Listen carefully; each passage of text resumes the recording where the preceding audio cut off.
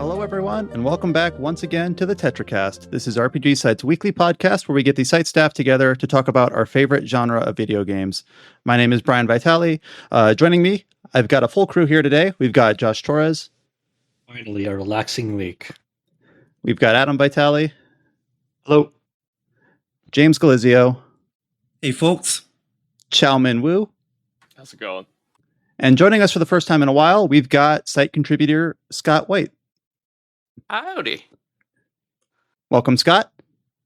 Happy to be here. And welcome back, everyone, to the Tetracast. If you listened to us last week, thank you so much. We are still recovering from that marathon of Tokyo Game Show announcements and Nintendo Direct and State of Play and RGG Studios. This week seems like a lot more kind of normal pace in terms of the number of things to talk about. So thank goodness. Still kind of recovering from all the things that were announced and making sure that our schedules are aligned for the end of the year, all the stuff coming out in October, November, and December.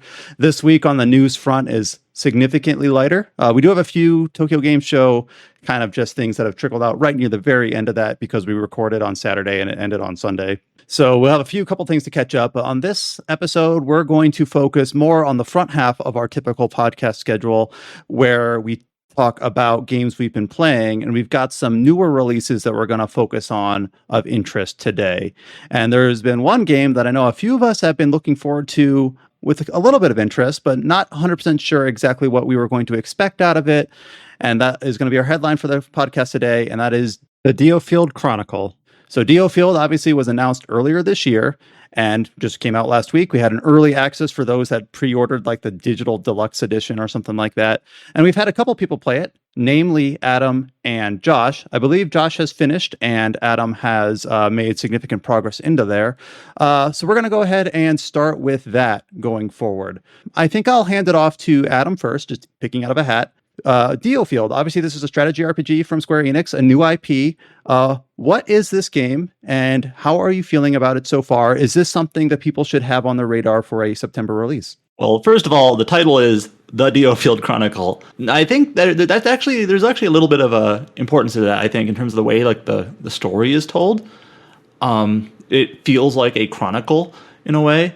But in any case, this is the DioField Chronicle. It is it's a game. It's published by Square Enix. It's developed by Landcars, who's done a handful of strategy type games, strategy RPGs, including Monarch earlier this year, which I know Scott was a big fan of.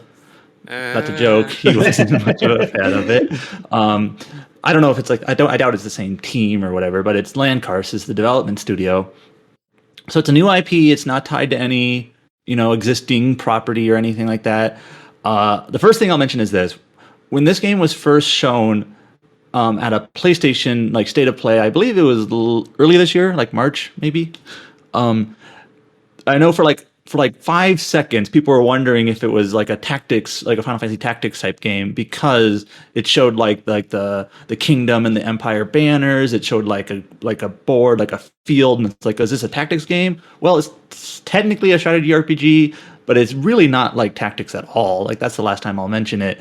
It's not a grid-based, turn-based strategy RPG that are pretty common in that genre, but instead it's more like, in terms of its gameplay, we'll talk about the story in a second. It's isometric, so you're kind of like viewing from a camera from top down, like a tactical RPG. But instead of a grid, you're moving characters in real time, and you get a squad of 4 characters in battle, and then you move them in real time, and then it kind of plays more like a real time with pause type of RPG, or I guess it also, some people say it plays almost like a MOBA. It never played MOBA. If you played Landgrisser. And so you're going to move your characters around. You basically tell them who they're going to attack or where they're going to go. And then to access abilities, there's basically like a big pause button that you hit, and you can access any character ability, obviously various attack abilities, heals, buffs, and whatnot. And then once you select it, the game unpauses, goes back to real time, and you're and the action's continuing. So it's got that sort of start-stop sort of feel to it that might take a little bit of getting used to. Go ahead, Josh. I guess to distinguish, like there's actually like a full stop. Everything is actually like full stopped in motion. It's not like FF7 remake where things are still moving in very, very slow mo. Like everything is it's full stop, and you are selecting like movement or abilities. So just for that, so people don't feel pressured, like that things are still going. It's like no, things are not going in once you go into that menu in this game. So I don't like to sneer at other outlets, especially those that are magnitudes bigger than ours. But I saw the Giant Bomb YouTube preview.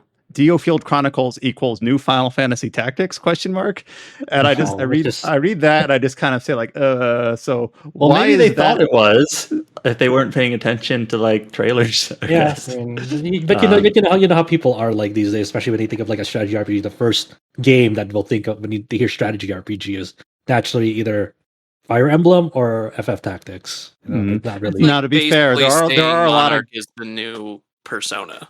Yeah, well, let's go. Okay, I'm getting it right now. Then. Now, to be fair, there are a lot of projects that deliberately emulate Fire Emblem and Final Fantasy Tactics. But DioField is not one of them. I keep saying DioField, the DioField Chronicle. Well, it's called the DioField Chronicle, but obviously that's DioField for short. Okay, so I bring that up because DioField, it doesn't really play or feel like a lot of games, at least in modern like releases in terms of it comes out. It's got its own feel to it, and that goes in for both of its gameplay as well as like its story and its characterization. So basically, the premise of the game is that the main character is named. The names in this game are great. Andreas Ronderson, I believe. Yes. Might have missed a syllable. But his friend is Frederick Lester, and they basically befriend a young prince whose name is Leviathan. It's not Leviathan. It's like Levantia Shatham, not Leviathan Shatham. And they're just young. They're like 8 or 9 or whatever. They meet each other, but then Levantia is killed. The others become a kind of their own little mercenary unit, along with their friend Isolair. I don't remember Islair's last name. Wiggin. Wiggins or Yes. Wiggin. Yeah, She goes like Izzy. Yeah. But anyways, they form a mercenary unit, and basically very early in the game, they save a character from bandits, and then that character is basically like, well, I'm sort of the coordinator for this lord. Do you want to join our mercenary unit? And you're basically like, yes. And that's kind of where the game kicks off. What did you want to add? Yeah, I just wanted to add that like the Vantia Shatham, like they established this very early on as like because they have like they in DioField they operate like on a monarchy sort of system, and Levantia was like one of the people in that royal bloodline that was to be successor one day, because one of the things that this game establishes very early on in that story is like the successor to the throne usually has a mark on them, and then it's dictated by something called the Mark of the Blessed, which kind of looks like kind of small crystals on their right like hand. It's literally like crystals in their skin. Yeah, and so he was the 4th prince of this kingdom. This is set in a kingdom called Alatane on this island, and even though he was the 4th born prince, 2 of the princes don't have the marks, but one of his older brothers did. So he's basically like second to the throne.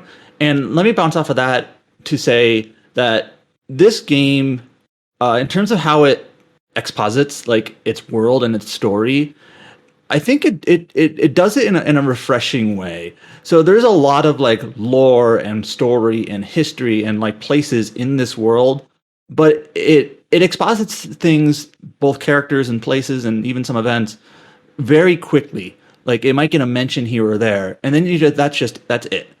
That might sound like a bad thing initially, but I actually kind of find it sort of refreshing that how the world and how the characters are introduced. It's I know a friend of mine called it terse, where it just says it and then it moves on.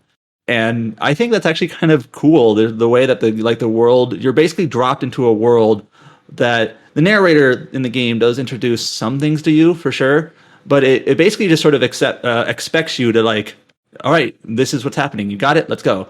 And I actually find that kind of refreshing rather than having like, maybe a more typical generic RPG where the characters like talk about the topics and circle, like it doesn't dwell on it. It's a very fast-paced story-wise in that respect. Like it doesn't dwell like a lot of modern RPGs. Like you don't have the characters kind of talking circularly around the plot, basically making sure that everyone's on the same page. And like, do you know every single detail?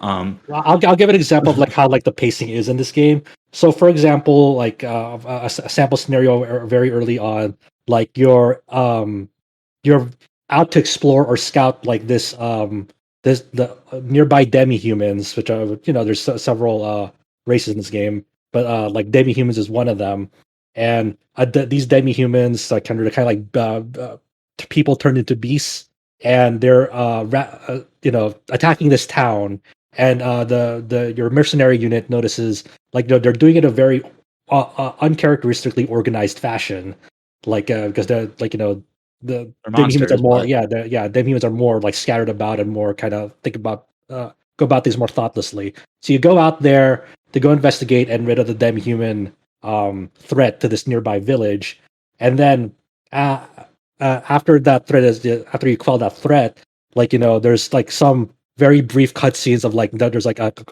conspirator behind all this of like who is manipulating them just off to the side, kind of like monologuing to themselves like for one or two sentences.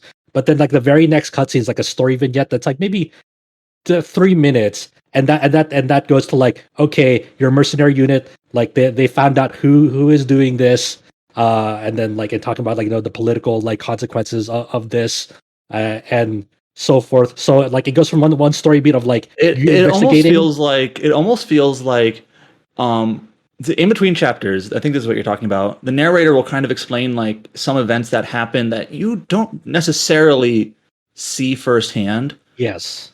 It's sort of like this happens with these in this area, and then this happens in this area. Now let's kind of rejoin our heroes as they like plan their next Yeah, event or there's whatever. just like a whole story arc into it, but the only time you actually quote unquote play out that story arc, like for example, is like the lead up to it, and then like the outfall of it will come in that story vignette, and then you go on to like the next big like story sequence or plot relevant thing. Like it doesn't dwell on like a quote unquote arc for too long. It's just like kind of introducing it to you, and that may or may lead to something down the road that because of the consequences of this plot line, like another thing might happen later on that was a result of like the fallout of that. There's an event that happens right at the end of the demo. I don't know if I can spoil it because it's relatively early, but I think that's also a pretty good indicator of like how this game's story is told. It's a character death. Yeah. And it doesn't like in other games it might be like a big dramatic moment or whatever, but here it just kind of like it's treated like an event in history. Mhm. Like this character died on the field, and so this is and the blue foxes do this and this. Like Yeah, they don't dwell on like they're trying to find out who killed it. It's like the narrator just says it could have been like a stray arrow, it could have been this and this, but like they don't like they don't, it doesn't lead to like, oh, then the blue foxes try to find out the mystery of this death. It's like, no, this is just what happens on the battlefield. and that's where I kind of this whole all the stuff that we're talking about right now is sort of what I meant how this game is called the DioField Chronicle, because it sort of feels like the narrator is kind of giving us a chronicle of things that happened, like not necessarily like a novel or whatever or an anime or anything. It's like it's almost more like a more historical recollection of things that take place, and we get to see pieces of it as you play through the game. Does that sound fair, Josh? It's Yeah, at least pretty much. Yeah, because it's like it's almost like opening up like an old journal, and then like you can feel like if you were to read this as a book, you would get a very similar like reaction to it or a very similar tone to it. Mm-hmm. Now, characters in this game, kind of similarly, uh, you get like I think by the end of the game, I think I'm in the last chapter, chapter 7. You get around 20 characters or so that you can play in your field. You can only play 4 characters at a time in any battle. And then each of your 4 characters that you bring into battle can have what they call an adjutant, which is so you have your main unit, your character, and they have all their abilities and their stats. And then your adjutant, which is basically like their support unit, they basically offer their abilities to that unit. So you kind of have like these pairs in each level that you do, and there's a fair bit of flexibility in terms of like different types of abilities and different types of units that you can have. It's not like super expansive, maybe like a Fire Emblem game, but there's some cool things you can do. And there's even some characters I've never really even messed with, and I'm not really even sure, or unit types I should say, that I'm not even sure what they can contribute. Go ahead. How large is the roster? Because I've played the demo, and you and Josh have already 20. have already touched on a couple things that I was kind of surprised by. Because unless my memory just absolutely stinks, which sometimes it does, like I don't think the demo like suggests the inclusion of non-human races at all. So that must be something that's introduced later. But then in the demo, it's 4 characters that are playable, and that's 4 units and 4 adjutants, and that's how it is throughout the whole game. Yep. So and then you have 20. So I'm guessing you find like your favorite 8 to 10, and then you just got some that you just never really kind of get used to. Well, there's a couple of smaller things, but first let me talk about the characters themselves. Character writing in this game is sort of similar to what we were talking about with like the story writing, in that characters, there's not like a ton of character interaction between characters. There is some for sure, but like you'll talk to a character, you kind of figure out where they're from, what they're doing there, why they join you. And then like in between battles, occasionally there'll be basically a kind of like a mini quest to talk to a character where they'll discuss a thing, and different characters kind of have different focuses. But it is also pretty, to use my friend's term again, terse, where they kind of just like say what they need to, and then they move on. There's not a lot of like banter or there's some or just like chatter. The kind of characters just kind of say what they need to. They're very efficient, and then you kind of get like a glimpse of like, oh, that's what this character is. This is their background. Here's why they're here, and it kind of feels like that's enough for me. And anything else about that character, you sort of just infer about them based on where they come from, their status. You know, there's some characters that are more like related to the church. There's a character you meet later who is part of like, who's basically a very big advocate for democracy, and she kind of forms a relationship with Iscarian, who is kind of also from the Alliance. And so like you kind of get these like bits and pieces of this character interaction. It's not a lot. It doesn't like inundate you with tons and tons of character interaction like some games do, but I feel like it's almost just sufficient. It's enough, and you kind of fill in the blanks in a way. And I actually think that's also sort of refreshing. I don't know how Josh feels about that.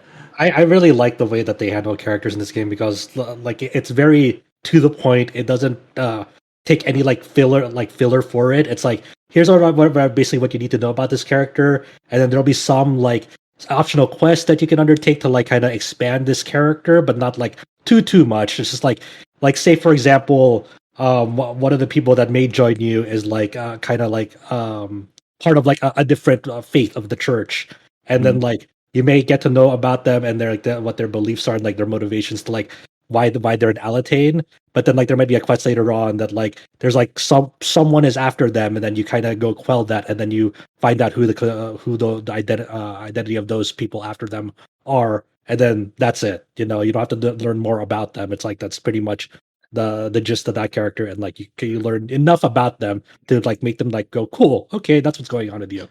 You know, and that also sort of introduces, in that case, like a schism in the church and like their faiths. Mm-hmm. But it's not that's not necessarily like a big plot point necessarily. It's more just like a building point. Yeah, you know, it's more like, just like this schism in the church between these faiths exists. It's in this world. It doesn't necessarily have anything to do with like the main narrative, but it's part of the world, and it's part of this country that you're in, that you're this playing game is in. really good at like just detailing very concisely like the internal and external tribes of like what's going on in both like in the internal conflicts in DioField and like any external conflicts that may be occurring that like are threatening the DioField, like the Alatane and like the kingdom that you're part of. But it doesn't really like go out of its way to like explain every little single detail. It's like, it just, once again, like we're talking about, it's basically just like a journal almost of like, this is what's happening, and that's what you need to know. And I like you said, I find that really refreshing too. And I feel like it lets the story like be on like a way bigger scale that you think it is, but it's manageable in your head because it only gives you the info that you need to focus on without having to worry about like every single little like political faction that's at play as the story plays out. So it seems like it's like, and also DioField is not a very long game. I've seen people beat it in around 20, let's just say 25 to 30 hours. I'm at like 23 hours, and I'm pretty sure I'm close to the end just based on where the story is right now. But it feels almost bigger than that. I can't wait for you to get to the ending. Oh, the ending. Yeah, I don't want to say what I expect to happen, obviously, because that's a spoiler. But like starting around like chapter 4, maybe even 3, but there's clues earlier. You kind of get a feeling of like what this is actually happening. Mhm. I'll maybe I'll DM you or something about what I think will happen. Okay. Yeah. I'm Um, interested. but it feels. But my point is the game kind of feels like a lot happens in a 25, 27 hour runtime. In terms of the game itself, we mentioned before you have 4 characters and 4 adjutants. This is something I actually have never used because I've never needed to. But early on, I think like chapter 2, you get a function where you can actually you bring 4 units into a battle, and then partway through the battle, you can actually swap out a unit. You can do that 3 times. So let's just say like a unit is weak or they run out of mana, basically, or EP in the game. You can swap them out for a different unit. Have you ever done that, Josh? I never have. I did it. I did it once because there was a story mission that had forced deployments, and then for some of the forced deployments, I had a character that like I didn't really have equipped with like accessories and like. So you swapped them out immediately. Yeah, I swapped them out immediately because it was a forced deployment situation. But like it forced deployed like 3 characters and like another one that I could swap out, and the other 3 were locked in. But that was the only time I really had to use it. I guess I should also mention, like, while we're on this gameplay subject, is like I think one of the things that the game really is like really shines at, and it depends on like the certain type of player that you are, but it really rewards experimentation with that leader unit and sub unit type of deal, because once it clicks in your head that like the only thing that the sub unit is really there for is for their skills for your leader unit to rely on. So the power level and like how effective that subunit skills is only taking into effect like the leader's stats, the leader's traits, character traits, and the leader's accessories. So and then there's a lot of like traits and accessories that characters have that like that makes you think it's like, oh, okay, if I, let's say for example, I have Andreas paired up with a unit that can use a gun, and that gun has like a skill where like it fires off like a rail gun and has like a long range, so you can like get in like multiple enemies with it.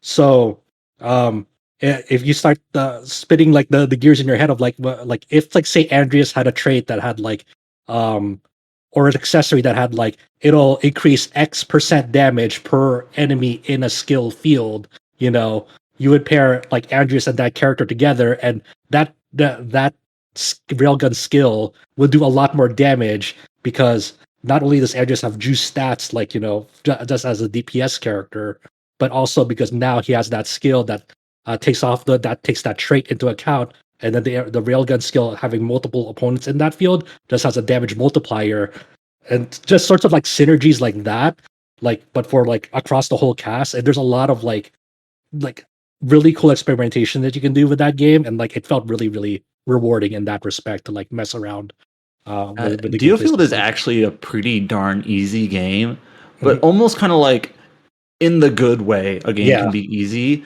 because it's just kind of fun to find like a combination of characters and units and abilities, and sometimes like accessories and weapons that have certain bonuses, and just like if I put this puzzle piece together and this puzzle piece together and this piece together, I create like this uber powerful combination of attacks to basically wipe out lots of enemies at once or whatever. Yeah, like everyone will have like their own version of like a god skill rotation by the end of like, well, Yeah. I use these like 3 to 4 skills to like wipe out enemy clusters like in 2 to 3 seconds, and it feels really good to do that.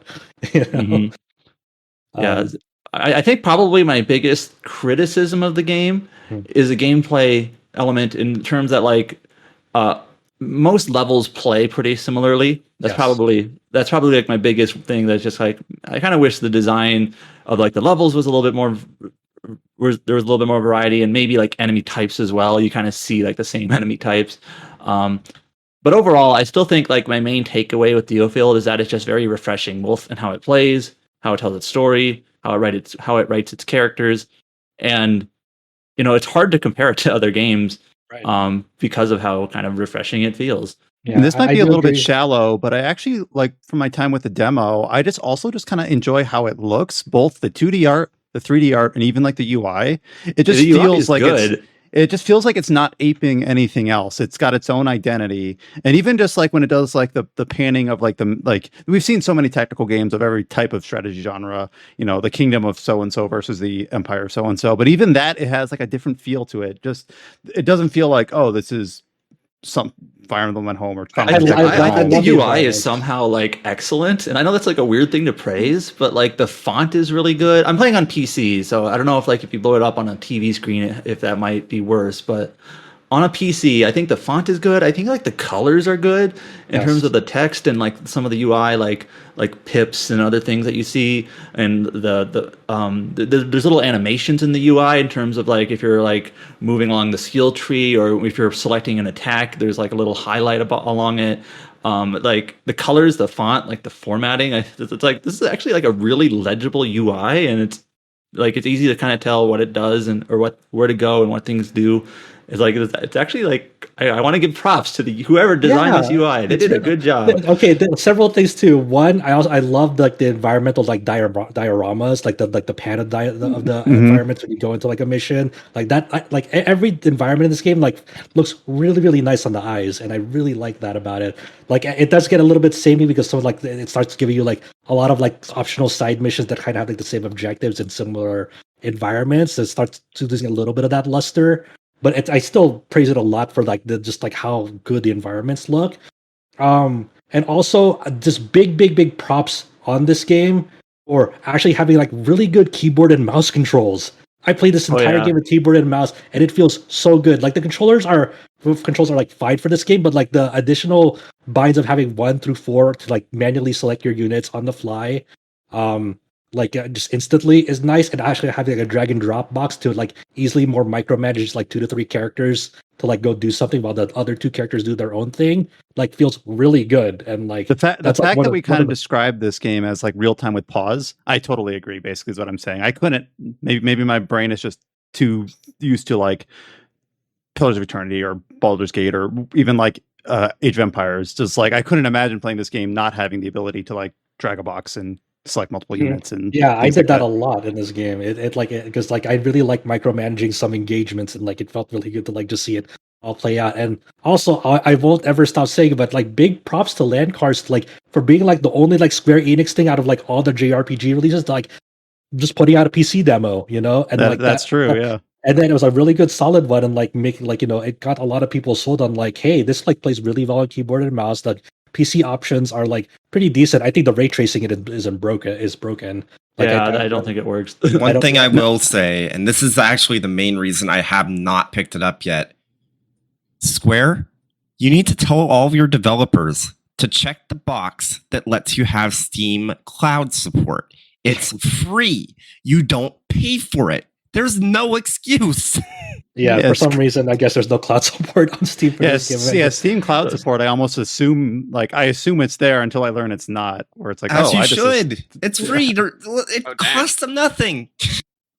Yeah, that's a weird like omission to So this is not a game you can easily play on your PC and then on your Steam Deck.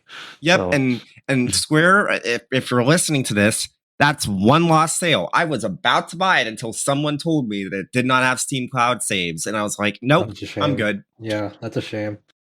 But yeah, I mean, there's so much I would like to talk about this game, but I have to talk about it with Adam Diaz because Yeah. there's like a lot that happens in this game that The like story kind of goes in a direction you don't really expect. Mhm. I think Quentin actually sort of sees it already. It's like it does things that I wish more modern RPGs did, but I can't say that out loud like exactly what it is because like a lot of it is spoilers, and it's kind of weird that this game like does that while like a lot of other RPGs kind of shy away from it, and I respect like just like the boldness of this game sometimes with what it does. So let's say I'm not a strategy RPG fan.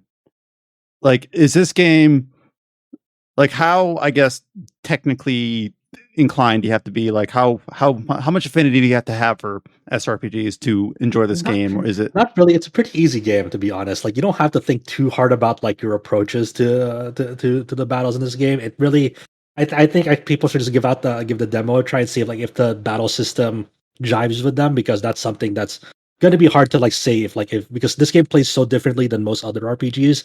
That's not like a one-to-one thing. Like if you like Fire Emblem, you will like this game. If you like FF Tactics, you will like this game. It's like that's not necessarily the truth, because the way that this game plays is so different from all those other games. So I would say if you like how it plays in the demo, I would recommend giving this game a go, whether it goes on discount or you wait on it or go pick it up right away. But I think it's a really, really refreshing game. I'm not gonna say it's like a masterpiece, but like for me personally, like I was by the end of it, I was like, I think this will probably be on my game of the year list for after completing it, because I just find a lot of like aspects to it to be really refreshing and really like I wish more RPGs like did this type of game in terms of like how it designs are its designs are, and the way its gameplay mechanics move, and the way that how Adam put it, like the way that like the UI and the HUD is laid out. It's like everything makes sense of like where it's supposed to be. And we didn't even get to like the base building of this game. There's a whole base building mechanic where you're upgrading facilities at like your mercenary base. So like, and then as you upgrade facilities, you'll get like more passive bonuses, whether it's like if you keep upgrading like your cooking facility, you'll like your characters will get more experience out of like missions once they reach a certain level of like their cooking facility, or like they can expand like the weapon development facility, so like they can develop more weapons with mats that they get throughout the game, and they can purchase once they unlock it, they can purchase it from the shop. There's like a lot of like moving parts in the base building mechanic, but like it makes the whole economy makes sense. Like there's like aspects of like the economy that are kind of like, what are these like gold bars used for? What do I like actually do with this? Like what's AP, what's SP, and all that. But once you actually start digging into like how different parts of the economy, like whether it's from upgrading skills on the skill tree for your types of units, to researching buffs for like the summons that you can use in battle, to developing new weapons, and then you factor in like the traits that characters can learn, like unique traits for themselves that they can learn once you level them up, and then what sorts of like um weapons you equip them with, because character or abilities are tied to weapons. So like uh, d- for example, like I know you have like like this will concern you, Brian, but I assure you it's not that bad. But like at the end of like the weapon trees, there's like a quote unquote like what could be considered like the best weapon at the end of that tree for that stats. But then there's like another alternate tree for like another weapon that has like less stats but like different abilities.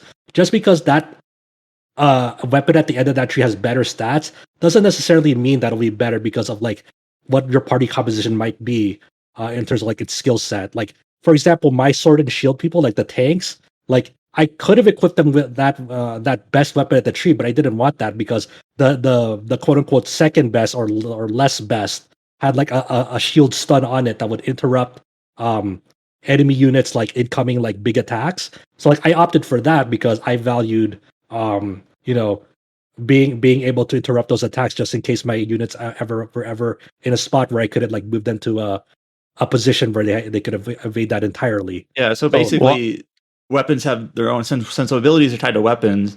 It actually is sort of like Final Fantasy VII Remake, where there is a weapon that is sort of considered the best, but like, hey, there's some alternates that could be good. Be fit your like coordination of abilities and characters better because of the abilities it has. And I actually kind of really like, even in the demo, there's a little bit of that where there's like a weapon with the best attack stat, but then there's like another weapon that has a different set of skills on it.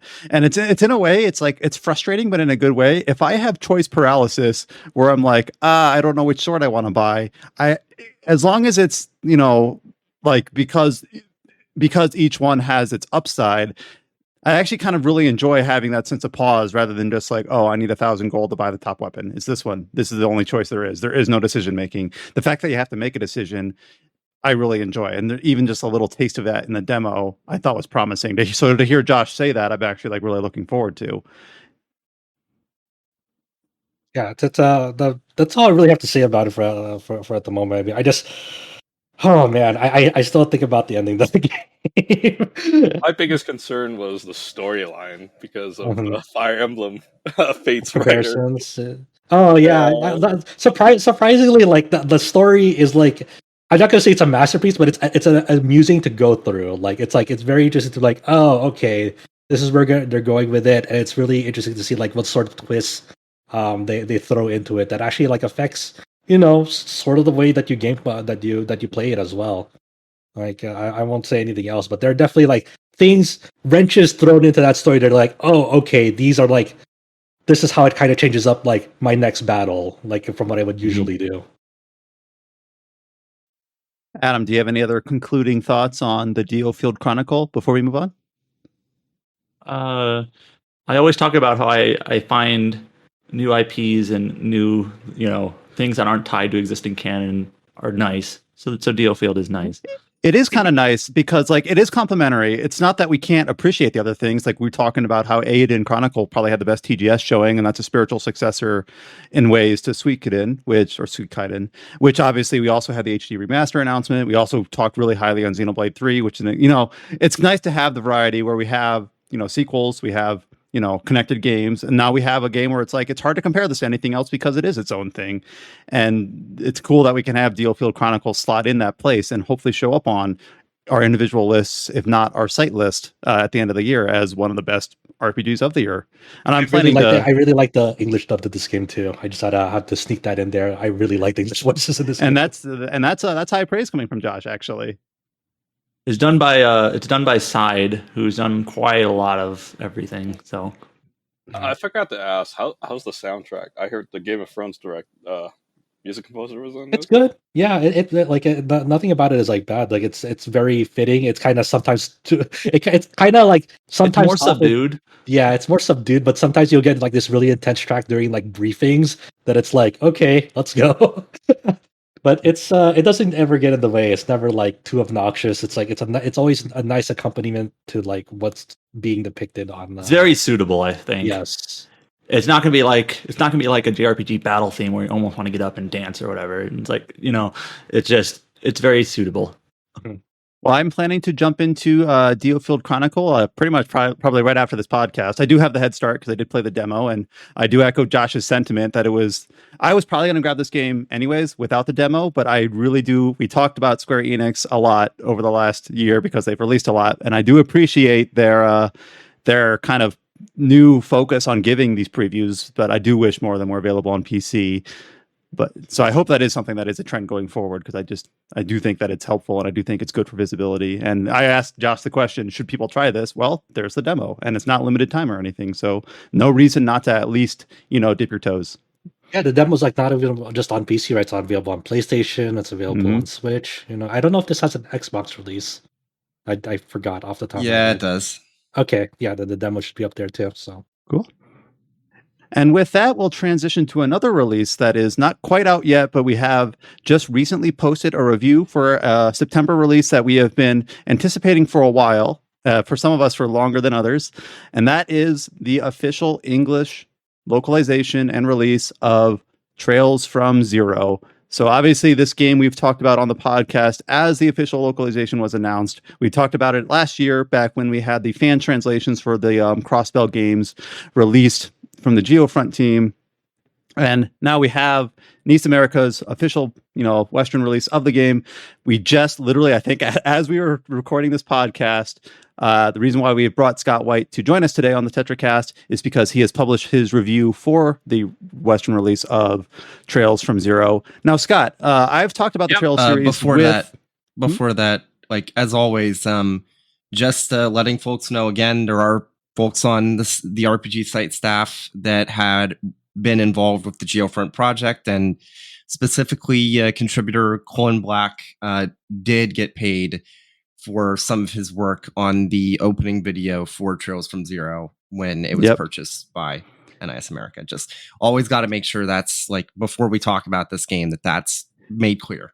It doesn't impact our like views on the game or anything, but just And we have that Transparency. disclaimer in our in the review as well. So Scott, I have talked to both Adam, James, and Josh and others about the Trail series in a lot of different contexts. Now, with you, I'm not actually 100% sure like where you are at in the series. If you've played the Crossbell games before, if you've played the Cold Steel games, so just kind of give us some background. Is this your first time playing Trails from Zero? If it was, what are your thoughts? How long have you been looking forward to this? And just what are your impressions of the game? Sure. So my background with excuse me, with Trails in general is the Legend of Heroes Trails arcs. Right. I started with Cold Steel, played through those, went back between 3 and 4, played through the Sky games, first chapter, second chapter, the third. And then I had started going through the Geofront translation of Zero, and I got to like chapter 3 before the announcement of that it was officially coming out, being localized or being brought over by NIS. So I stopped then, and I kind of halted. So I had played through a good portion, I would say, of Trails from Zero before it got the official release, and I've been dabbling, and I'm partway through. I've done the beginning couple chapters for Hajimari, which is releasing next year as Trails into Reverie. So that's kind of my background with the Trails. And that's kind of cool because I think it's pretty distinct from, I think all of us have quite a different journey that we've had with that series. Some of us since the beginning, some of us have been trying to play in chronological sequence. Obviously that's been difficult since the Western release has been so kind of up and down. So we'll focus primarily on Trails from Zero here, of course. So I'm just kind of curious, we have your review up on the site, so I do want to make sure that we direct people to go ahead and read it, but for people that just want to hear your impressions firsthand, as someone who has played, did you play all the Cold Steel games? Yes. Or just the first? Okay. Yep, I played all the Cold Steel games. All right, so we can just kind of go ahead, and obviously we want to try, this is a very narrative heavy series that we want to try to make sure that we discuss kind of as like at least spoiler context, in mind with regards to that. So we're going to focus on Zero here. Just what are your thoughts on this game? What is this game? And just your impressions on just this particular release. For sure. So Trails of Zero is the first game that takes place in the Crossbell city-state, kind of the independent state that's stuck in the middle of an awkward, intense relationship with Erebonia on one side, which is where the Cold Steel arc is kind of focused in, and Calvard, which is where the currently in Japan series Kuro no Kaseki is taking place. They're kind of stuck in the middle. And this is before the events of Trails of Cold Steel. So they are Crossbell is just balancing this tense kind of relationship, trying to remain neutral and independent between these two warring factions, these two warring nations. And to kind of improve the standing of the view of the police department in Crossbell with the general populace, they created the Special Support Section, which is in essence a police equivalent to the Mercenary Bracer Guild that is known the world over. And for players who are coming from more of a Cold Steel background, this is the founding of the section that Lloyd, Tio, Randy, and Ellie are all part of. So it's getting to finally peel back the layers and kind of the pages of how they got together, why they're these viewed as such heroes in the Cold Steel games and talked about in such revered and tones and everything, and getting to see what made them so great and what makes them so great. And this is the first if you played Cold Steel, I think at the end of 2 specifically, you basically get introduced to Lloyd there. So that's where, if you played these games in English, you've seen that, and now this is basically, well, where did Lloyd come from here? And they spoiled. Well, obviously, if you played it out of order, you're going to learn story bits in a weird order, perhaps, if you played Cold Steel first. That's just kind of the nature of the series now. It's funny because like the way that Crossbell and Erebonia, at least the first half of Erebonia kind of works, is that in a weird way, like Cold Steel 1 and 2 spoil less about like Zero and Azure than Zero and Azure kind of quote unquote spoil about Cold Steel. Because there's actually a little bit of concurrency, right? You actually Yeah. between the two in terms of it's not so nicely cut clean. The Crossbell arc takes place, and then the Cold Steel arc takes place. They actually overlap. Yeah, like I have friends to talk about this back in the day. They were like, "Which one should I play to avoid the most amount of spoilers?" And they're like, "Well, you should play Cold Steel." You should play Cold Steel 1, Cold Steel 2 until the Divertestament, then play Zero and Azure, then play the Divertestament, then finish Cold Steel 2. I say just. I've seen people unironically argue that. Yeah, I'm just like, I don't care about like just learn, play. You'll learn it in some order. Play whatever you want to play first. If you even start with the third, who cares? Just fucking play it. If that's the thing That's the best one. So yeah, that's the thing that speaks to you. Then go for it. Hell, go start with Hajimari. Go for it. I mean, it's Hajimari. Obviously, you can start there. It says beginning, right? I mean, I want to take it to that extreme. So I kind of played it in a strange order. Like everyone, like I said, has their own order. So I played the first 3 Cold Steel games. And then Cold Steel 3, I was really starting to feel like, okay, I'm missing context. And of course, compared to, Japanese players who played these in the order they released, even from Cold Steel 1, I was missing context. But then I go through the 2, I played through the GeoFront releases as they were fan translated. Purchased the PC version as they existed from whatever Joyoland, whatever those older PC, I think. Yeah, those older PC versions I played after purchasing them, and it was like, oh, so that explains what happened at this moment in Cold Steel 2. Oh, that's what happened at this moment in Cold Steel 3. So it's not like I was spoiled. I just saw the 2 different sides in like on the way Adam described, in like. Basically, what they saw second in Erebonia's context, I saw second in Crossbell's context. So I do want to say that obviously this was kind of a surprise to Western fans of the series that NIS America was going to take these games that at some point it feels like so long ago, but it almost felt like that these were a lost cause, that these were going to be Japanese only, that we would never see official Western release, that we were just going to plow forward and these would just be a gap. But then they decided, nope, we're gonna support these at the expense, at the opportunity cost of potentially delaying. We're behind quote unquote on Reverie and whatever ends up being the Western titles for Kuro no Kiseki 1 and 2. This game, Trails from Zero, came out in Japan, I think originally 12 years ago.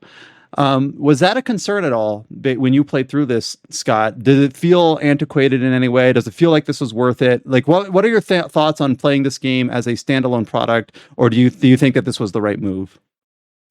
I think with the increased visibility that the later Cold Steel games had in reference to all the events that happened in Zero and Azure, like with the later Cold Steel games, I feel like they had to.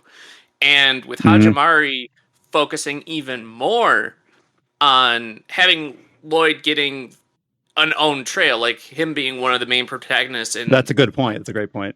I think practically even more so of a sequel. Yeah. Like directly. I think it was a necessary, and I kind of got that feeling from the whole official release that NIS did, was we have to put this out just because everything that happens in these games is so paramount. We can't really not have them for the players. I think they just kind of pushed it out. It's like, okay, here you go. We know people want it. So they say that, but then they also, obviously, NIS America, the first one they published in the West was Cold Steel 3, and they're like, yeah, you can start here, which is not an untrue statement. It may not be the most prudent, but kind of, they're kind of between a rock and a hard place. There is no decision that has no opportunity cost at all, and it does seem like they're doing what they can, because obviously, as we look for Western releases in 2023, we are slated to get both Trails to Azure and Trails into Reverie. So at least the pace is at that point, even though it's still obviously unfortunate to be a few years behind the Eastern releases. So Trails from Zero is a game that I think all of us here have played in some fashion or another, now that Scott has played the Western release, except for Adam. My impression of this game, having played all the Western releases that have been officially announced, plus Azure, except Cold Steel 4, is that Trails from Zero, I think, I would have to like contemplate on it and sleep on it, might be one of my favorites, largely because it's not self-contained, but it is kind of like self-starting. It doesn't require a lot of, well, I say it doesn't require a lot of background knowledge.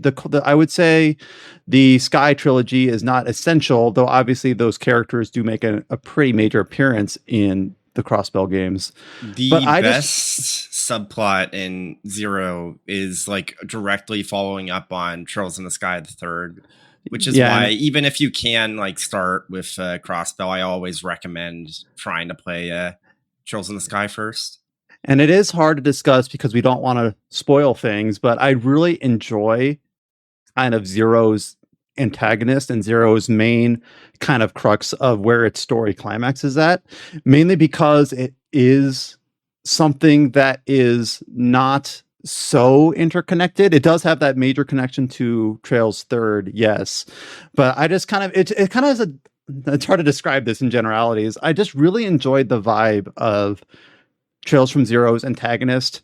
It's not directly related to all the antagonists that are so dotted throughout the Cold Steel games, where we've seen sort of the criticisms where and bad guys are not allowed to be bad guys, at least not fully. They usually pop up long after they've been defeated, or they just continue to show up again and again. Like, I forget his name, the flame dude that shows up in every game and you fight him like 18 times. McBurn. Yeah. It's just, clown music. Yeah. It's just, I having only played 1 through 3, I've fought McBurn so many times that it's just boring now, where I'm just like, I don't care about this guy anymore. They keep saying how strong he is. It's like, oh my god, shut up about him already. Where Zero doesn't have that problem because it introduces a new kind of set of antagonists and kind of it self-contains them in at least relative to the other games in the series. And of course, one of the things that I thought, and I'll kind of hand the ball back over to Scott after this to see what his impression was, is that I really enjoyed Zero's cast. It is basically hyper focused on the special support section, the names that Scott put out: Lloyd, Ellie, Tio, and Randy, and that's it. And that, well, 99% that's it. And that I actually really enjoyed, because the game is a pretty lengthy RPG that focuses on this really kind of close-knit group of people and doesn't allow the cast to balloon out further than that in significant ways, which is kind of a different vibe than what you get in the Cold Steel games, especially as you go through those. And I actually really, really, really appreciated that. So I don't know if Scott had the same feeling about the close-knit party of Trails from Zero. Yeah, it was.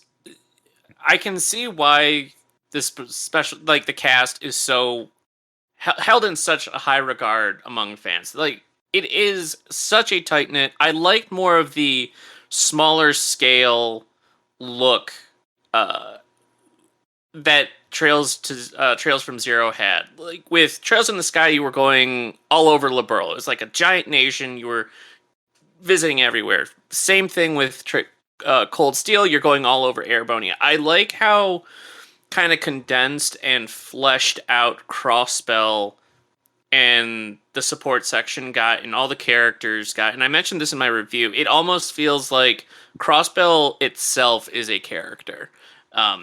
Just because it is so condensed and kind of focused on a smaller area, that they were able to flesh it out more.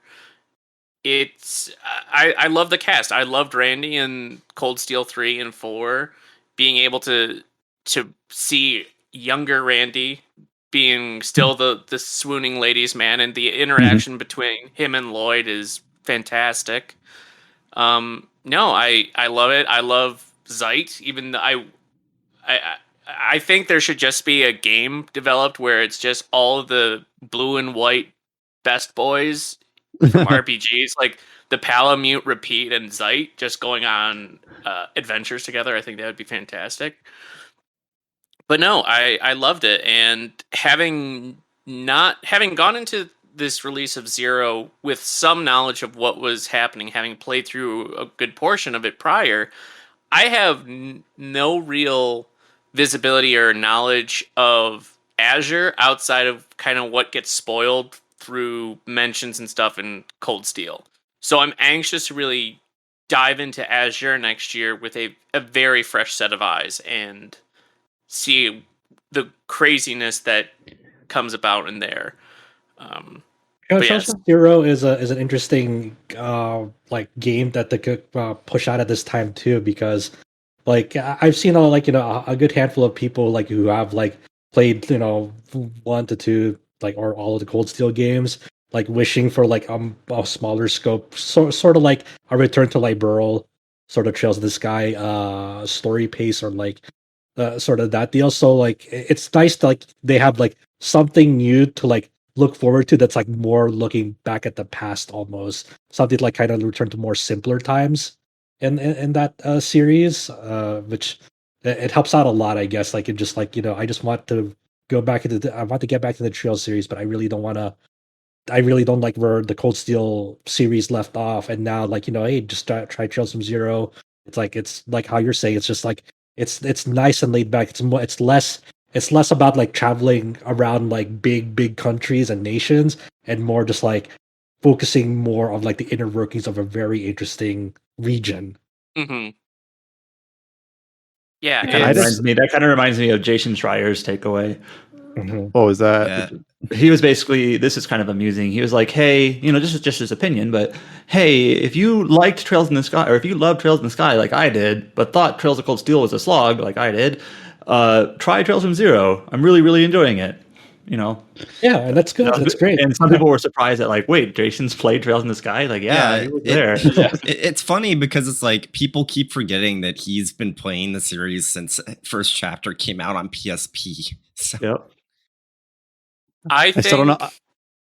that this is the best place to get in. Like, if you have heard about this series and heard people talking about it, I think that Trails from Zero is currently the best entry point to this series. Especially considering Sky is not available on modern platforms in the West. Yeah. Other than PC. Other than PC. So like if you have a Switch and that's what you play on, and you want to play the Trails series, you can start with Zero. I mean, obviously, is that the best starting point? Probably not. But I'll give you a on spoiler. Switch, probably. It's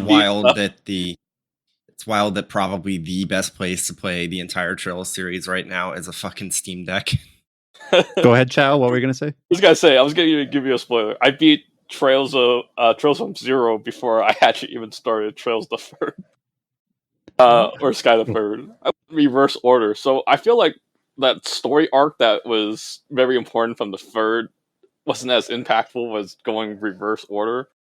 But I felt like I got enough context that I knew what was going on. So yeah, I remember when I first played Trails from Zero. I reviewed Trails in the Sky the Third for another outlet back in the day, and I was so like floored by the ending of that game, and I had already been like studying Japanese for several years at that point that I just was like, you know what, fuck it, and I just started playing Trails from Zero in Japanese, and yeah, I played the PSP Japanese PSP release of Trails of Zero. That's how I first played it. It's all like 10 million years ago. Oh, I played it in Japanese when it first came out in Japan at the third. How it happened was, as soon as the Zero came out, I was like, I dropped the game immediately after I played this instead. And maybe I shouldn't have done that, but I don't know. I just wasn't feeling it with the third at the time, because there was a lot of backtracking, and this villain doesn't really give you enough. It's like she's constantly like, oh, once you get there, she's in the next destination, and you have to go to the next destination, and they throw out all the stuff at the last climax. Maybe I didn't really like that structure, but that was for me. I do going back at it and saying, yeah, I do think the third is a lot better than a lot of the other Trails games, but I just didn't like how the villain just doesn't give you enough, and you always have to keep chasing after that. Yeah, I get it. That makes sense. But yeah, I mean, Trails from Zero, like like I think even as itself as its own like game, like a separate from Azure, still a pretty incredible game. Like if you like you just like you get done with Trails from Zero and you're like, okay, I just want to get through this and like don't have to worry about like the follow up or the sequel. I think that's totally fine. It's a good, like, nice isolated experience as well. Just a solid JRPG. Yeah, Definitely. that's kind of a good way to put it, because like Trails from Zero, and I've seen a few people criticize it for this, that it doesn't have. I mean, obviously, all these games are connected. There's no such thing as a self-contained Trails game. But if there is one that leans that way the most, Trails from Zero is likely kind of one of them, because it doesn't directly connect to like the stuff with the Septarians, with Ouroboros or things like that. Obviously, it does, but in a smaller number of ways than other games in the series. So it doesn't really feel like it's so reliant on callbacks and remember this character. Do you remember this thing that happened? Less so than the other games. So that's why I do think it's like a worthy game, even just standalone in its own right. And like Trails in the Sky the Third, I think is the one game from the series that I reviewed on the site. I think I reviewed some of the Cold Steel games on PC for the site, and Third was the one. I've never scored a game on RPG site a 10. The highest I've scored is a 9, and Trails in the Sky the Third was one of those. So that's a really great game, and I think Zero, if I were to review it, is right up there with it. So if you are a fan of the Sky trilogy of games, I think Zero is basically worth. It should be up your alley. And obviously, if you're a fan of the Cold Steel games, Zero is some really great, fleshing out of characters that you might have been introduced to inadvertently. So hard not to recommend Zero is, I guess, what I'm getting at. It's just a really quality game.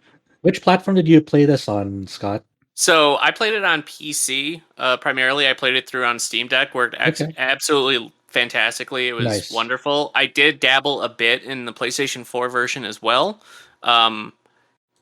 which we talked about in a previous podcast how James put up basically literally just a PSA saying, hey, there's a significant difference between the PlayStation version and the other versions of the game. And some people were kind of upset about that in various ways. It was actually kind of awkward. Yeah, we don't have to go through that again. But we're not going to go through that again. But so that you played both the PC version and the PS4 version and can see, like, how would you describe the differences?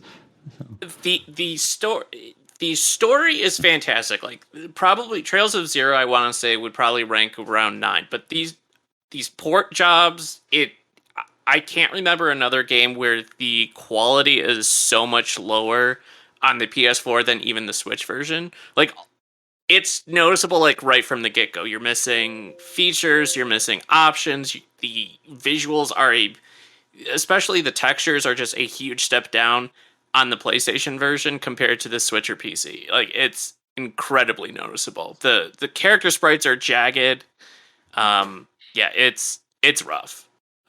Especially going from playing on my Steam Deck, which looks wonderful, and then I also played it on my normal larger PC monitors. My 4K PC monitors looks great there. I'm playing it on my PS5 on my big TV, and it's just like textures are blurry and characters are jagged. It was a big surprise. It was very surprising. It's still worth playing. Like, it performs well, but if you have the option, play it on Steam or play it on Switch. And the Switch version is, effectively the same as the PC version in terms of its options. Like, obviously, you can't do 4K rendering or whatever, but I know Durante basically wanted to make the Switch version and the PC version kind of feature equivalent. Feature parity, yeah. And once again, like, if your only option is to buy it on a PlayStation, that's totally fine. You can still play a fantastic game on it. It's just more so if you have the option and you're thinking about, like, which platform should I get it on, then obviously, there's just kind of informing you. There's not to say, like, buying one version over the other is wrong. It's just, this is kind of the reality of the situation. Yeah, I can't blame anyone that would want to pick it up on PS4 regardless, because I'm assuming most Trails fans in the West have probably played Cold Steel 3 and 4 on PS4 because they came out like several months to half a year before the PC version. So if you were trying to play them as they came out, you have most of the series on PS4 at this point. Right. And I don't know, and I also don't know if I was just hyper aware of the difference because I was going from the PC version and looking side by side with the PS4 version. If you start and just, like, that's all you play, it might not be as noticeable to you. Yeah. And it's still playable. Like, it's very much still playable. It's a bummer that I think the biggest issue is the lack of options that are available on the other platforms. Like, visually, yeah, it kind of bites that they're a bit more blur. Like, the textures are a bit blurrier. But like if you start there, you might not notice as much. But not being able to have a chat log, like that's completely missing from PlayStation 4. Not having the ability to adjust how fast the high speed mode is. Like things like that are the bigger misses for me than the visuals. Does the PlayStation version have turbo or no? It has turbo, but you can't adjust how fast the turbo goes like you can in the PC and Switch version. Because in those, Gotcha. you can have in combat be faster than out of combat high speed, which I think is really nice. And you can adjust how fast or that actually up to like 6 times speed.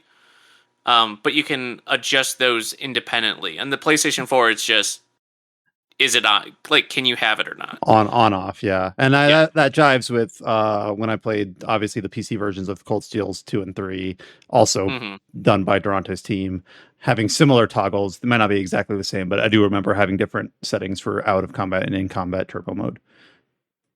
So I forgot to ask. It's based on the Kai version from the PS4 version, was it? Correct.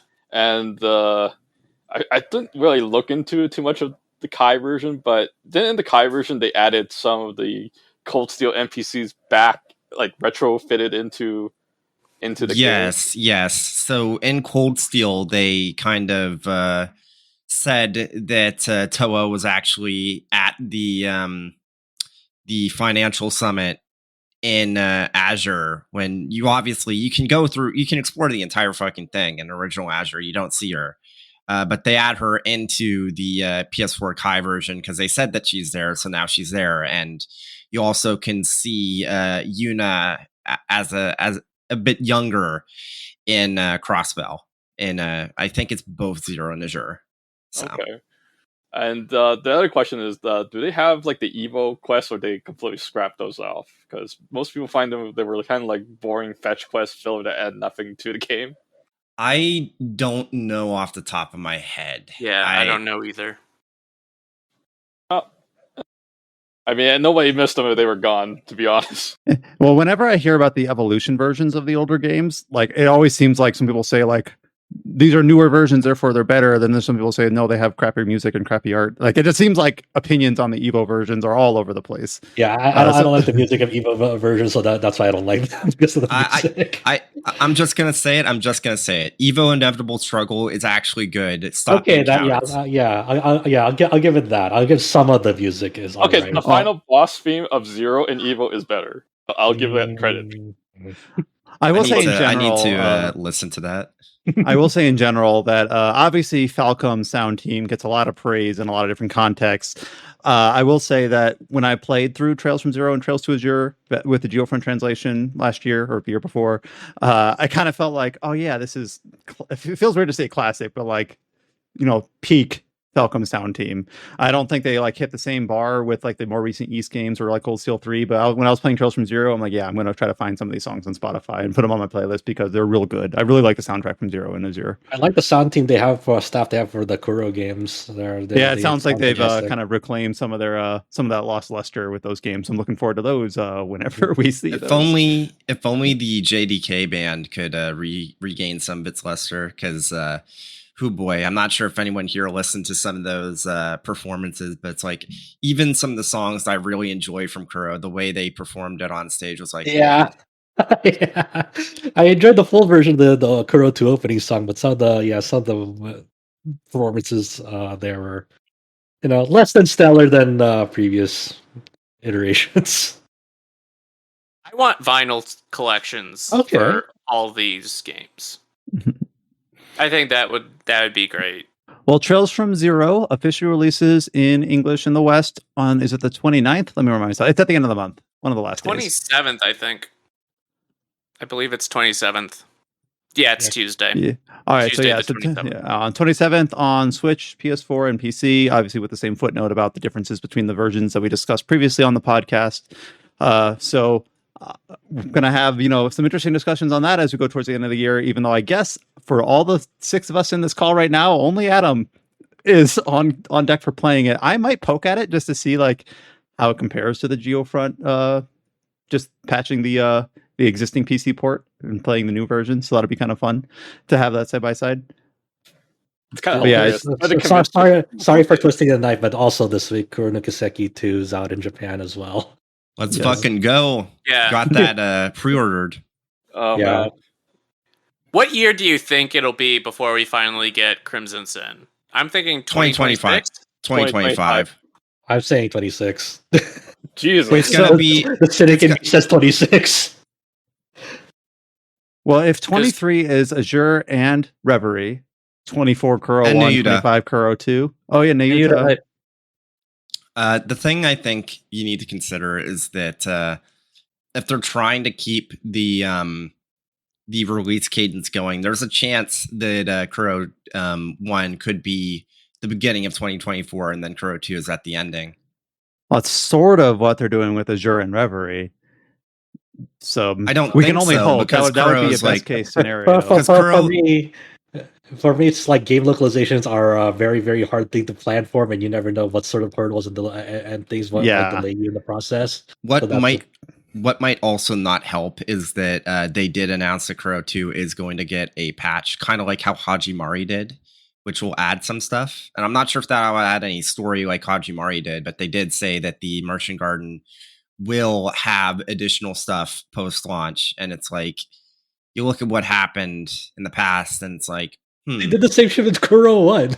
No, but that, I mean, they did that story, but they quote unquote fixed some scenes in it and added some scenes. Yeah. Not necessarily. Everyone that's listening to this podcast. So the thing with Kuro 1 is that they released it a month before it was actually finished. And then the day 30 patch came out, doubled the frame rate, made it so you could skip arts. They totally redid Van's fucking S-Craft, and they added in a bunch of scenes or like improved animation in scenes that were already there. It, like, legitimately, they just had to get it out before their earnings or something, and then they were like, okay, we finished it, here's a patch. Oh wow! I have to ask one final question, Scott, if you remember. Otherwise, we'll have to report back on this. Does Randy call anything a bruh moment in this game? I saw nothing that mentioned bruh moment. I saw no reference to bruh. People already did the comparisons. That line was changed. I'm kind of disappointed just for like. I love that bra moment, but the problem is, it's like that's a reflective of its time. Like if people heard the word bra, they probably know the game came out translated in 2022. Bruh. All right. I'm good either way, but I'm just curious because some people were more passionate about that specific line than others. I'll put it that way. But yeah, obviously, it was great to have you on, Scott, to talk about your impressions with Trails from Zero. Obviously, you do have his. Thank you for having me. Yeah, of course. It's always good to have different viewpoints up on this podcast, and we don't get to hear from you often, so it was really kind of cool. And obviously, I do want to point to the written review that is up on the site just now. Legends of Heroes Trails from Zero review from Scott on the site. So go over to rpgsite.net and give that a read if you want to see his more formal thoughts down on paper, so to speak.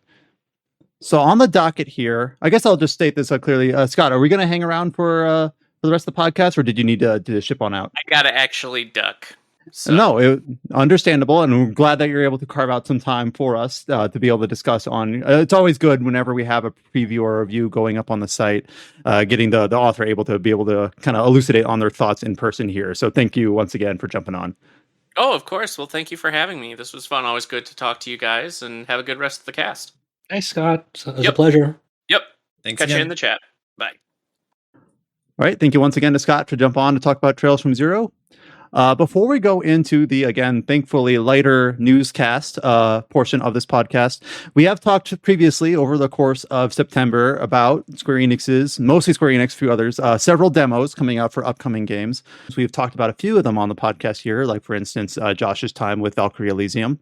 It sounds like Josh was able to poke at another demo that we have recently discussed, and this is seemingly, or at least very similar to one of the things that James was able to discuss last week on the podcast, and that was hands-on time with the upcoming Star Ocean: The Divine Force. Obviously, this is slated for an October release, but a demo has been made available for the game, not on PC, but on console. And Josh was able to also go hands-on with the demo. And always good just to kind of get different impressions for upcoming games from people who are able to go hands-on, whether it's a public avenue or not. So, Josh, you wanted to carve out some time here to discuss your impressions of the Star Ocean demo. So we'll just kind of hand it off over to you. I don't know if you have high expectations for this game or if this is something that you're really excited about, but what are your thoughts on the Star Ocean 6 demo? Yeah, Star Ocean: The Divine Force, as they call it here, and they dropped the 6, unlike in Japan. Right. Yeah, it's limited to just the beginning of Raymond's story. The save data does not transfer over. They make that clear at the end of the demo. So it just takes you like to the first few hours of that, of like how Raymond's ship gets blown up and then they crash land into this this planet, and then he's shortly, joined by the other main character, Leticia, and her attendant, Al Bayard, whatever his name is. So, from the get go, this is an interesting was an interesting game that caught my attention because I really like the Star Ocean series in general, and that's action RPG combat, and I like just how quickly you move throughout this game. I think the first few half hour or so without the DUMA, they call it Duma in the game, so I assume it's okay. This robot, but without it, combat feels a lot very limited because it gets you through the first getting you used to hey, here's how the combat works. Everything works off of this AP system. You attack for a certain amount of times until your AP bar has to refill. And then it's okay, I get what it's going for, and you can switch to any other character in the middle of combat on the fly. You switch to their current position. They don't fill in the current position of the current playable character. So it's just something to keep in mind. Once you get this Duma robot, things really change, and in a good way for me. It really opened up the game in a positive way. I really like flying around with that robot because how the robot works is basically it allows you to dash through the air at a specific spot.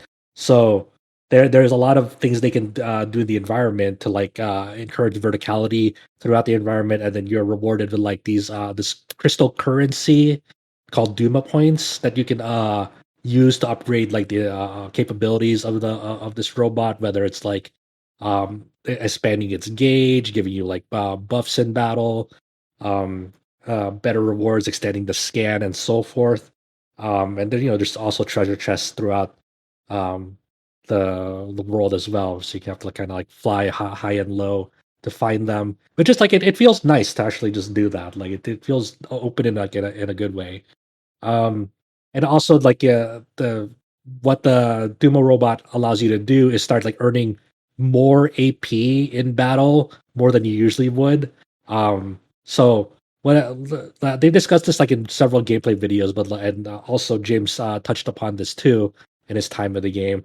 But throughout battle, you can use the Duma robot to kind of do a dash dodge maneuver to get out of their line of sight. And once you get out of their line of sight, they'll be in a blindside state where they'll take additional damage, and you'll see it indicated on them through an exclamation mark and a question mark above their head. And as you're, if I remember correctly, blindsiding was in Star Ocean 4. Obviously, not exactly the same, but it wasn't in 5. I think that's right. Yeah. So yeah, there's a similar mechanic in terms of shifting around an enemy and doing more damage from behind. Mm-hmm. And then as you're hitting a blindsided enemy, you'll start getting more AP, more AP to use in battle. So you can have more extended combos, more or make combos that use up a lot more AP, and so forth. This AP is temporary in the sense that if an enemy hits you, you'll start losing that AP, but that AP will carry over from battle to battle if you're not getting hit. So let's say I get I have a max AP of 15 that I was able to build up to in this battle. In the next battle, I'll always have that 15 AP.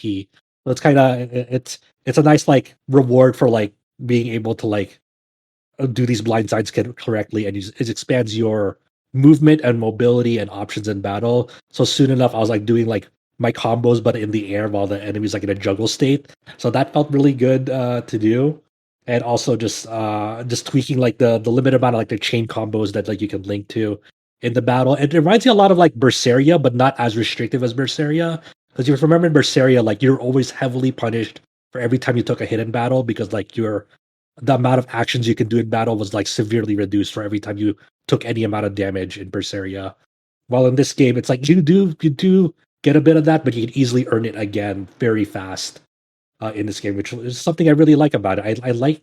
I hate when a game and an RPG punishes me of like getting if I take a hit in battle, that means I have less options to play the game. You know what I mean? Like it's just like, oh, okay. Because that kind of design is always kind of weird to me. I don't wholly dislike it, but it's the sort of thing where it's like if you are struggling at the game gets harder, so you're going to struggle more. Yeah, and like it's almost like you're rolling downhill. And you get to do less fun things because as a punishment in the process too. Just like, if you play the game well, it gets easier. If you play the game poorly, it gets harder. You want some degree of that though, right? Because you don't want it to get like just spammy, where it just feels like what you do doesn't matter and how efficiently you play doesn't matter. So does Star Ocean: The Divine Force find a good balance? Where I think it does in the early goings. I think there's like there's enough like if I get hit and I go back down to like 5 to 6 AP, at the very least, I can always do a blindside to an enemy and get that AP back pretty fast. There are special like big enemies that like you cannot like normally blindside like at any time. What you like the game informs you for these enemies, they'll have like a specific attack pattern. Well, they'll have a narrow field of view, and that's the time where you want to do that blindside maneuver on them as they're doing their attacks. So they're not like you're not completely left out of options if you played out that encounter poorly. You just have to like wait for your openings to like regain that AP from them, which is I think that's a fair compromise then in that sense. And there's never at a point where like I felt like I was spamming things. It just felt good to like kind of like play out my combos and like it doesn't you can't like infinitely juggle things like um like in this game, like they will have a time to like regain their footing and like react and attack back at you as well. At least from the early goings. I think the biggest concern with this game, at least on console, is like the performance, the frame rate. Even on prioritized frame rate on PS5, this game is very all over the place with its frame rate. Like you go from like a steady 60. I'm gonna get to that. I know you're gonna do. I know what you're gonna say. So it goes from like a steady 60 and then it'll like just drop down to 30 like in like open fields like out of nowhere. And I know this was addressed. John Linneman from Digital Foundry, did some testing with the demo, and he's like, let me explain it. I'll just like read his tweet here. He says, simply put, when using a non-variable refresh rate display, the game will use a double buffer VSync solution. Effectively, this would means even if the game were to hit 58 FPS, it will crash down to 30. And he continues, in the more complex areas, the game basically bounces between 30 and 60 FPS just by turning the camera, and I did feel this, as it's right at the edge of 60.7 ms frame times. And this is why it feels so jarring to play.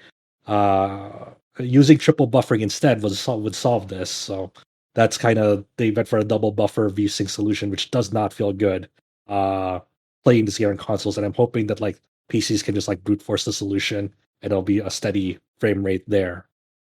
So it almost feel like just wish it would just capped at 30 in that case. You can do that with prioritized image quality. I think it does cap at 30 there.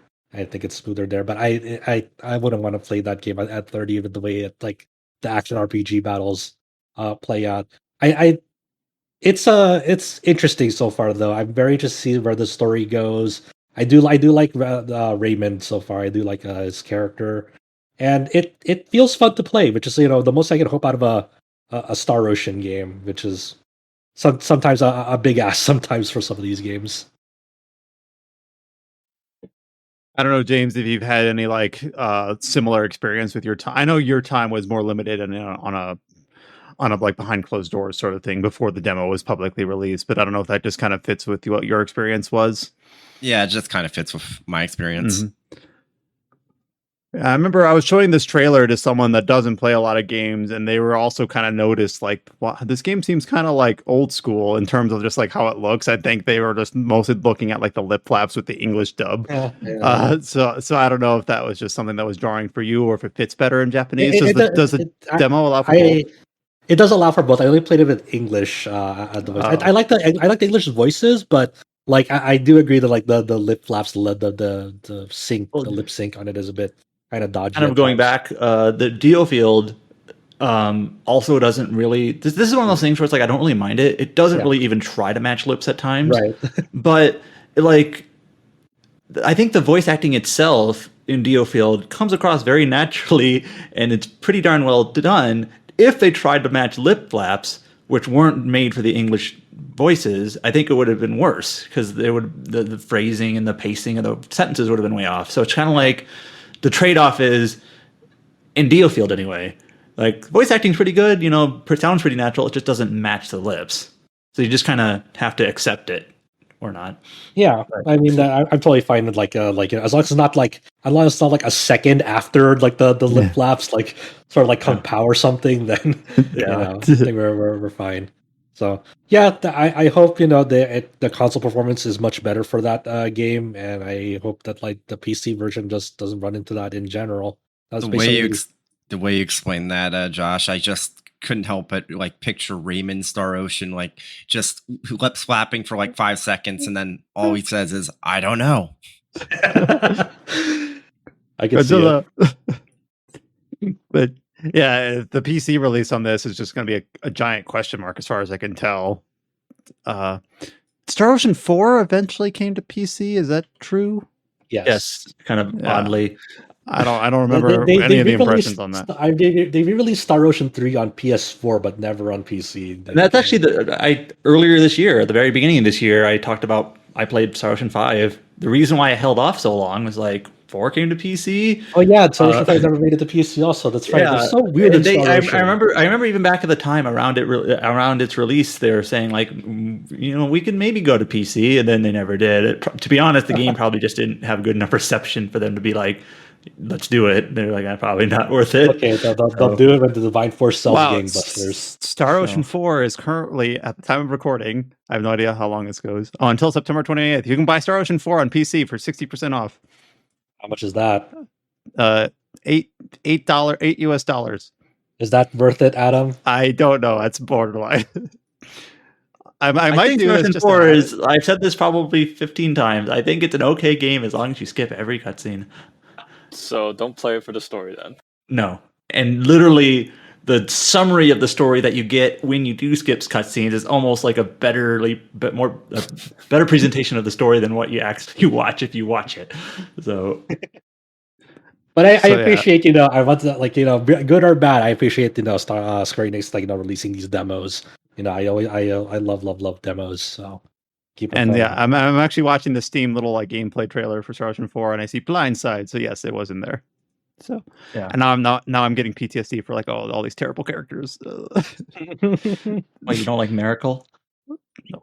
Or Sarah, or any of them, anyone, or Libel. Raimi is fine, very boring, but fine. Hopefully, our cast of characters in Divine Force ends up being. So far they seem all right. Leticia is funny. I guess it's on sale because of the Square Enix TGS Steam sale. Goes through the 28th, so for a few more days. All right. Also, we talked about the reviews that we had up on the site recently, but James, we spent a lot of time last week during our marathon podcast talking about James's time with a lot of Square Enix titles that he was able to go hands-on with, but he also had the chance to go hands-on with a couple other titles behind closed doors. And I don't know if these were at the same event or if these were at a different event, but I know that James put up previews for Miasma Chronicles and Stray Blade. Now, these games are not as high profile as some of the Square Enix releases, so I need a little bit more background context on these. Games. These aren't Square Enix. Yeah, these are 505 game stuff. So these are both at 505. Yeah. All right, so we'll just start with this one. You put up a preview in the last week for Miasma Chronicle as a tactical RPG. I'll just be honest, I am not familiar with this game. So what is Miasma Chronicle? And just obviously then we'll go back into your impressions of your time with the game with your preview opportunity. So it's a game from the developers of Mutant Year Zero, which I've never played, but apparently it was really well received. The developers are called the Bearded Ladies. Apparently, there was also a follow up to that was Epic Games exclusive that nobody talks about because it was EGS. But this is the most recent game that they're developing. I feel like a lot of people are going to look at this and say, "Oh, it's like very XCOM like," but I think the better comparison, besides the art style and all that, is probably Mario plus Rabbids, because yeah, you have like the XCOM style like strategy RPG battles, but there's like an open world. Well, not really open world, but there's a world that's segmented off that you walk through and explore, and then like you find the battles on the world itself. And like one of the things that I found interesting that Miasma Chronicles does is that you can actually like sneak around, like you can see where an encounter is going to be, and you're not like railroaded to it. Well, you are a bit, but you have the opportunity to kind of like pre-position yourself before you engage. Yeah, just this is sort of surface level, but when I saw some of the gameplay, it looked kind of like Wasteland 3, which also has XCOM-ish tactical gameplay. I haven't played it, so I don't know if it's how similar it is, but it looks like that, where you were saying you can kind of see where the encounter is going to be, you can kind of pre-position your units, and then in Wasteland you can like kind of prepare and then like activate the encounter. So at least at a surface level, that's what it reminded me of. So that actually has me a little bit interested in it because I like Wasteland 3. Yeah, so I mean, there's not much I can say about the story. It's like I played less than an hour, and the main story conceit is that you play as this young adult Elvis who. So the world itself is like kind of post-apocalyptic Kentucky of all places, where this sort of thing called the miasma has like warped the world, and I don't know what the miasma is or does. It just seems like it corrupts things, and the main enemies that I faced in like the opening hour or so was just mutated frogs, like, which is weird, but yeah, you fight like giant frogs that shoot bows at you and want to eat you. uh it's Sounds again, I'm rad. not going to say anything about the story because that's like so early on. The main thing about the gameplay that's interesting, I feel like, besides the fact you can like set up where you want to be positioned before you start a fight, is that the skill trees for both Elvis and his mechanical brother Diggs is pretty interesting because like how like XCOM has like half cover and full cover, and how Yeah. that can impact things. Like one of the skill tree things for Diggs, because he's a robot, is you can actually make it so that if another party member is standing next to him, Diggs acts as full cover for that party member. That's funny. That's kind of fun. And you talked And then about how there's it's like post-apocalyptic Kentucky. Yeah. That actually kind of reminds me of Wasteland 3, which is post-apocalyptic Colorado, which is just kind of fun Yeah. just to have a more like mid-America feel rather than like New York or something like Yeah. that. It's also interesting in the sense that this seems to be a true, like, I wanted to say next gen, but I guess it's current gen exclusive. It's only coming to PS5, Xbox Series, and PC. It looks very good on the PC I played it on at the preview event, and it's still an early build. So, like, if it's looking and running fine now, I can only imagine it'll be even better once it comes out. Uh, it's coming out next year. So like 2023. I don't know if it's going to be early or late. It definitely feels like it's closer to being finished than the other game I played at 505 Games. So we'll get to that. I'm interested to see more. I'll admit that I don't play as many like Western RPGs as I probably should. So like getting a chance to sit down and play something that's kind of out of my wheelhouse, even if I've played like XCOM type games in the past, was interesting. And gameplay wise, like at the very end, one of the things you can get access to is like these miasma skills, because like Elvis has this like glove. And as you progress through the game, you get these additional skills that aren't on a skill tree, but are very specifically based off of his glove. And I thought you you said said his love. Yeah. glove, On and the they're glove. and it's based off of like energy, which you get from defeating enemies, and you can expend that to do these different abilities. And like the first one you get is you can kind of like send an enemy flying to a specific tile, and there's like the way they kind of contextualize it in the tutorial is that sometimes areas will have like explosive barrels, and what you can do is you can literally just kind of pick up an enemy and throw it right at an explosive barrel to kill them.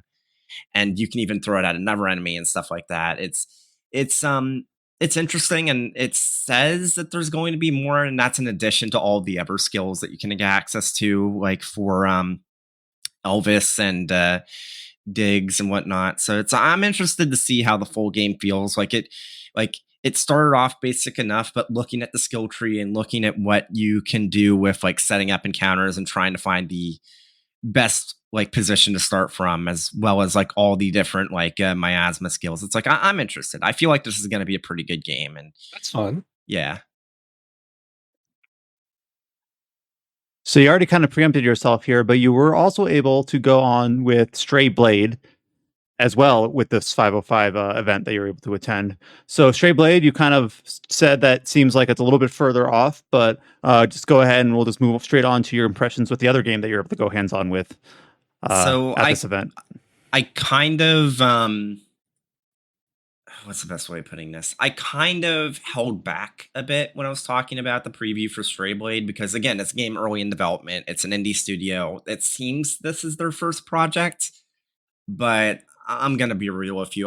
There's like some interesting aspects of it, but what I played, I very much, especially considering this and Miasma Chronicles are both targeting 2023. I am worried at how close, like how far along Stray Blade actually is in its development. I don't know how old the build is. I don't know like how much more they're working on, but it's funny, like over the last like week, you've seen so many game developers like post all these in development screenshots from games on Twitter to just kind of like showcase, cause kind of like in solidarity, I think, with the GTA 6 leak, to showcase that, a lot of games look radically different, even like a year and a half away from launch. It's definitely a response to like a lot of people just don't know how games are made. Yeah. So it's like a lot of what I played with Stray Blade, it's like it's rough now, but it's also like, that's one of the things with previews. I feel like a lot of the time when we play a preview for a game, it's generally closer to release than this.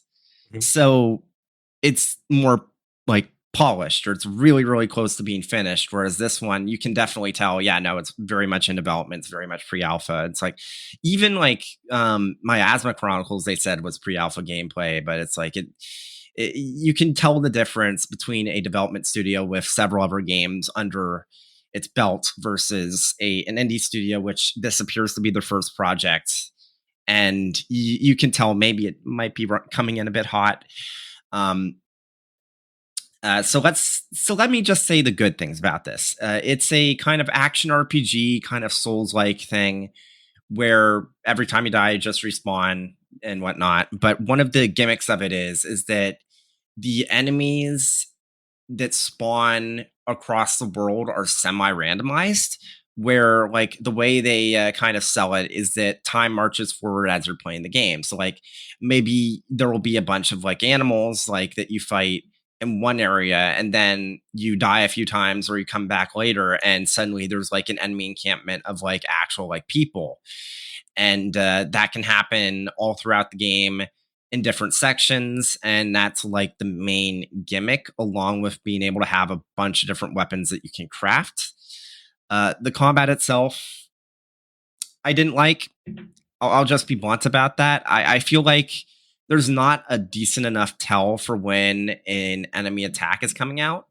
Because like, especially there was this one enemy that would do this like spinning motion, like kind of like charging up an attack, spinning around, and the actual swing, there's like no real tell when it's going to happen, because he's just spinning until it's like, okay, now here's the attack, and it's just like no tell whatsoever that it's like coming out of the swing, because it swings like several times before it actually comes out and whatnot.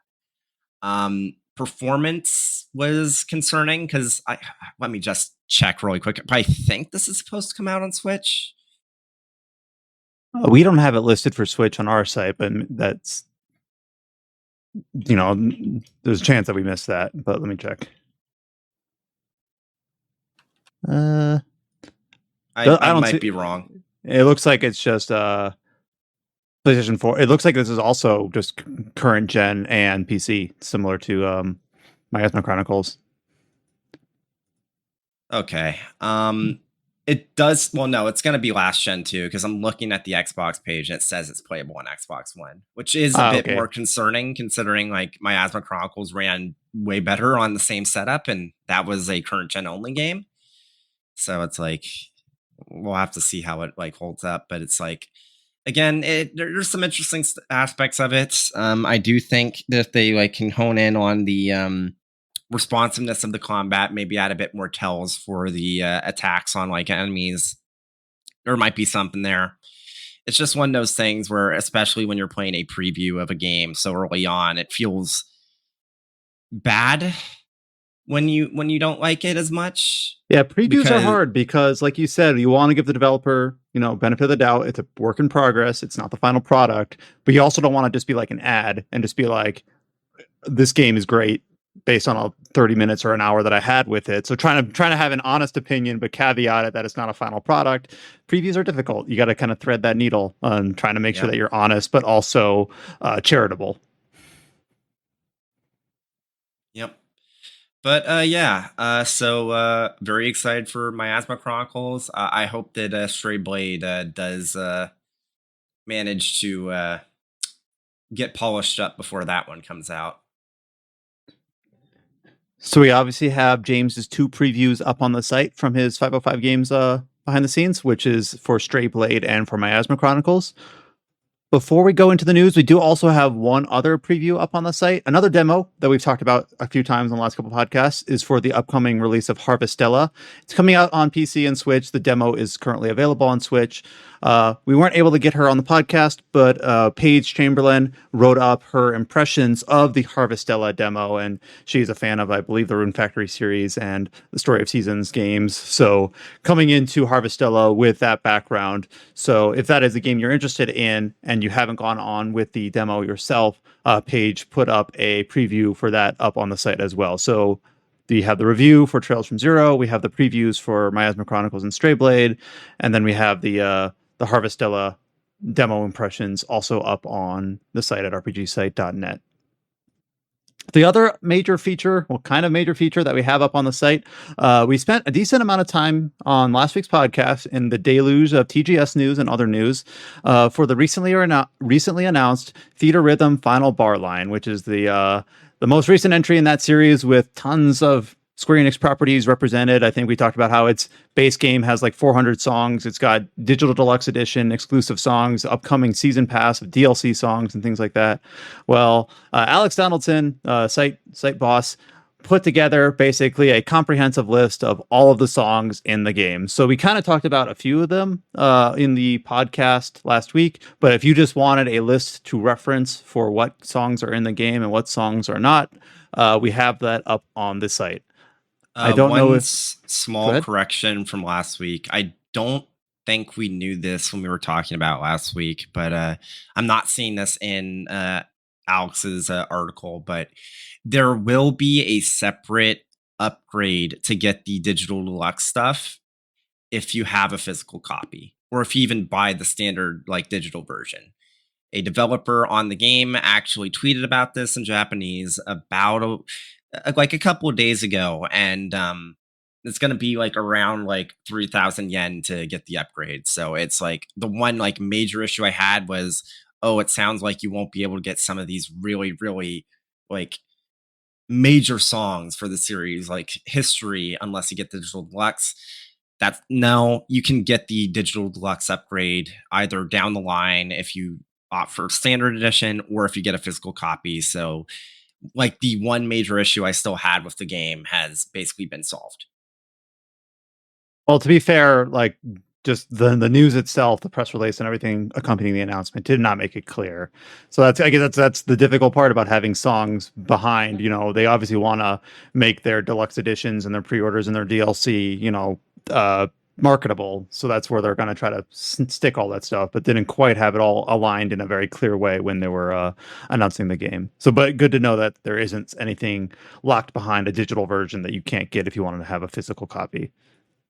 I saw some people saying that they wish there were more games from like Xenogears more songs from Xenogears, more songs from Stranger of Paradise of all things. I saw some people saying that Saga didn't have enough representation. Can't please everyone, but it sounds like it has a pretty darn thorough track list spanning several Square Enix properties. That's something that they can make for more season passes for the rest of the time. Yeah, probably. If this sells really well, then with enough time, all your favorite songs will be added. But yeah, I mean, I really like the song list. I was screaming through it. I like that they at least add a few songs from Neo, The World Ends With You that they added. That's really cool. Of course, Live Alive has been on a major resurgence for this year, the remake. So having some of the best songs from that game get some representation there is really cool. And yeah, it's a damn good solid list. I mean, it's hard to complain with so much music on there. Mm-hmm. Oh wait, now I know what I should get. Sorry, I was thinking like because recently the yen's so weak. I was thinking what should I take advantage of with this? And it's like, oh, Theatrhythm. It's a rhythm game. It can just like buy it right there that way. Yeah. They even have a lot of like good mana songs in here too. All right, we'll go into the news section of this podcast. It should be fairly abbreviated compared to last week. We have a couple things that just came out near the very end of Tokyo Game Show that we didn't quite cover last week in our marathon podcast. We talked about the new trailer for like the resurgence almost. They called it an announcement trailer, but a second look at Infinity Strash, Dragon Quest: The Adventure of Dai. So we got that initial trailer back in like 2020, and then we got the new trailer up at TGS. But additionally, we got some more details for how the game plays and the growth system and some of the gameplay modes in that game late in TGS after we recorded the podcast last week.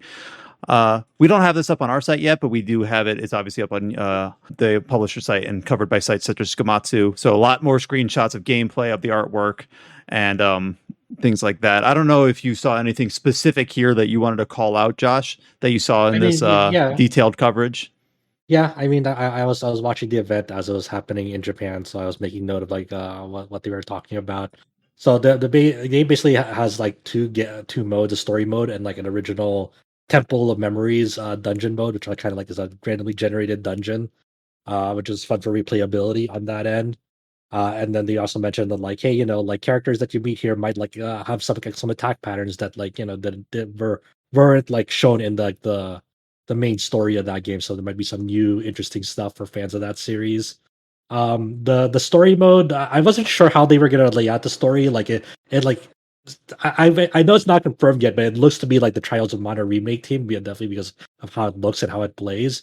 But that's not confirmed. But I was like, I wonder how they're gonna do the story mode because it'd be very tricky to like lay this out like in an open world ish fashion or like how Trials of Mana is, and like the game just does your standard like there'll be like stage nodes for chapters in the game. So like in chapter 1 you go to like certain like stage 1-1, stage 1-2, etc.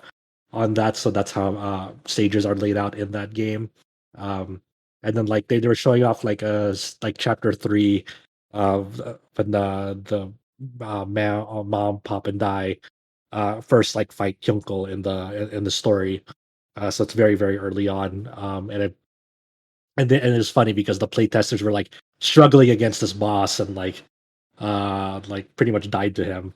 That was fun. You got to show off like the character and party customization screen on that. And one of the major components in this game is like they have like these like accessory cards, like they call it like bond memories in the game, where it's kind of cool where they have like actual original artwork from the original manga on these cards, kind of like got paying a homage and like the real source material of like this story decades and decades ago.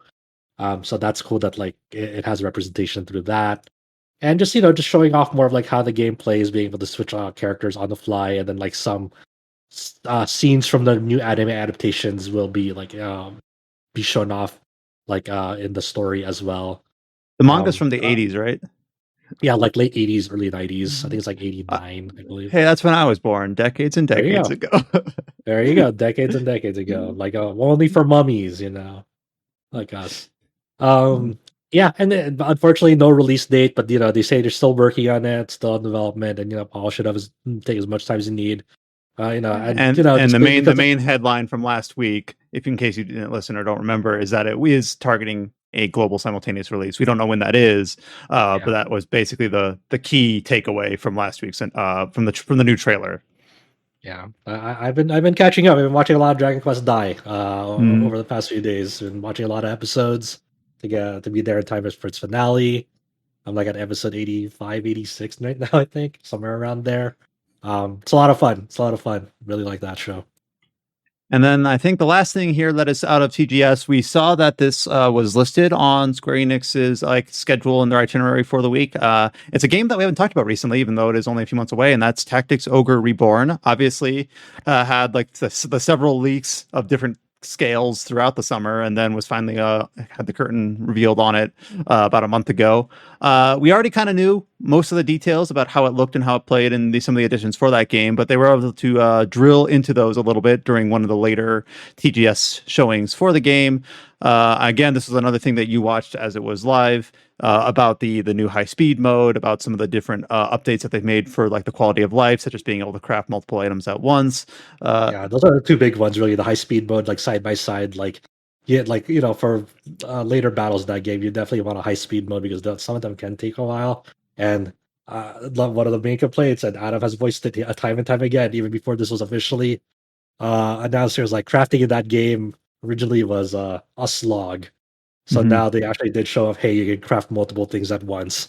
So you don't have to go through it one by one by one by one by one. It's like, oh, it was bad. It was bad. So just showing off like a few new things as well. Like for battles, there's like additional optional bonus objectives in the game. Like for one of them, they show us like, hey, deploy an archer on the field, and like getting that done will reward you with some item or accessory as well. Just giving you additional incentives to go about battles in like a different way than you might be like uh, not comfortable with, but like something to experiment around in battles and like try to hit those optional objectives. And with that, we'll go into some of the other little bit pieces of news in order to close out this podcast. A Hold couple on, of these are just before we do that, I just have to mention the Chow because Chow's here.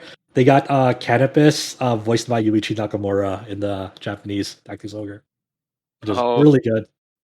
It's so good. Man. He does like they showed up some clips with Canopus in Japanese, and like it fits him so well. It's so funny. Do you remember his original voice? What was his original voice? I'm trying to remember. It's Jared from Zeta Gundam. What's Yeah, his name? yeah, yes. Yeah. I can't remember his name right now. What was it? Feels I forgot. Yeah, I forgot. We're gonna get Yeah. we're gonna get shit for this because I can't remember it on the spot. So it's over. Yeah. My God. Did the original release have English voice acting? I didn't think it did. No. The Saturn version did. They had voices, I but see. they only had like was it only the key moments are voiced? So majority of the game was not voice. Gotcha. So like key story moments, kind of like when the part where you change your route. That part is usually voiced, and then kind of like the intro and some of the ending scenes. Katsuhiko Inoue was Jared from Zeta Gundam. Yeah. Yeah. I love that guy. They also showed off like the collector's edition things for Tactics Ogre. They were showing off like similar to what they did the NieR Replicant collector's edition. They have like bound manuscripts of the game, and so they were showing that off on stream. Like, holy shit, these are big for Tactics Ogre. It won't be in English. That's a problem. Probably. I know. I don't know if it's English or not. I know they did an English release for a NieR Replicant. I don't know if they're doing one for Tactics Ogre on that and that. Would be nice though. That is. Would be nice to have. Yeah, one of my friends had to like. Oh, fuck. What was it? They had a replica of like the what was it called? It was like the crystal apple or the apple gem in Tactics Ogre. Like they had that on stream as well. They have like a glass replica of that. I'm like, holy shit. Really, after a while, it's this time, I guess. Tactics Ogre players are the only ones who will know this. Who will get it. With that, we'll go into our release dates and some sales updates in order to close this out. The first one here is a new October release date for an upcoming game. This is a game we've talked about very briefly on a previous episode of the podcast, and that is The Valiant. This is like a strategy RPG RTS hybrid set during like the 13th century Fifth Crusade. It's from Kite Games, which has a very small portfolio. If we went to their website, there's a couple like other mobile games that I haven't heard of, like Sudden Strike 4 and The Swine. This game looks sort of interesting to me. I played, it feels like so long ago, but I played Expeditions Rome early in the year. It seems like it has sort of a similar vibe to that. It's coming out on October 19th on Steam and Xbox and PlayStation consoles. On PC only. It was originally announced for those consoles, but after that initial announcement, they never mentioned those releases again. So as of the moment, the that's October interesting. 19th release is only for PC. We don't know what's happening to those other console versions, if they're just going to be at a later release date, but they have not ever mentioned them again after its initial announcement. Like Genshin Impact on Switch. But yeah, this is the sort of game where like I kind of like the vibe and I kind of like the setting, but I kind of just want to, because it is like a developer that I don't have a history with, Kite Games. I'll have to see like what the Steam impressions are, because those guys will be honest on the Steam reviews and things like that. Yeah. And if it has good word of mouth, I could see myself poking at this, because I've kind of have an itching for like kind of that historical fiction setting and kind of the more strategy elements. So I got an eye on this just casually, coming out in the middle of the month on the 19th. But I'll see what impressions are before I dive in.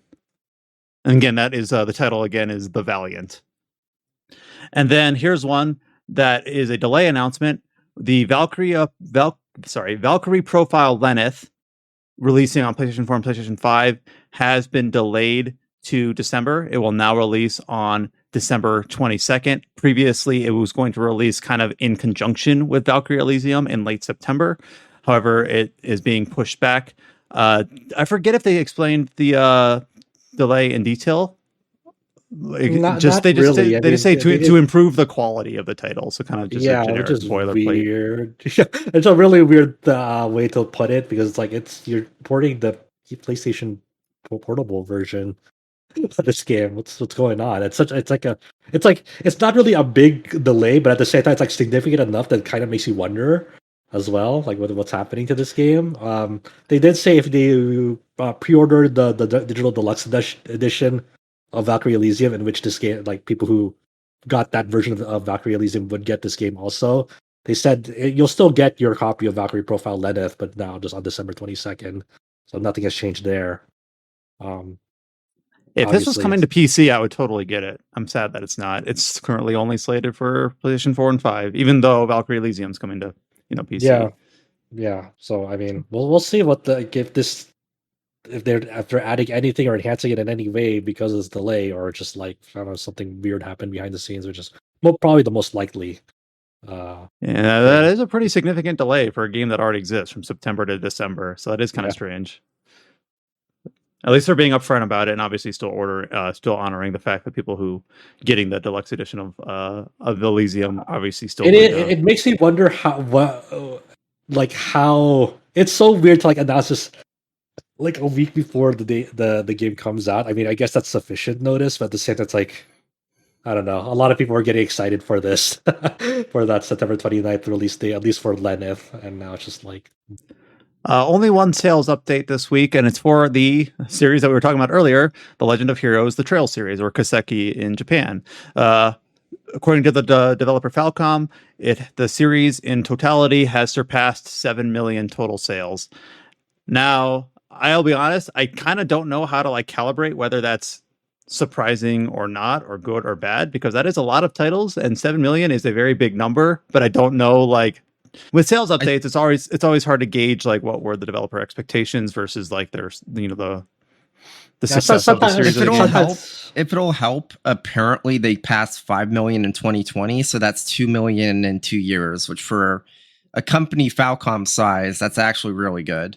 That's a good point. Yeah, that's good. But it sounds like I agree with you. That sometimes it's easier, clear cut and dry. It's like, oh, the Elden Ring sold like 20 million. And it's like, okay, that's Yeah. crazy. Yeah, but for like series like this, it's like I obviously it's profitable enough to keep on going. But obviously we don't know what the profit margins are at a certain point.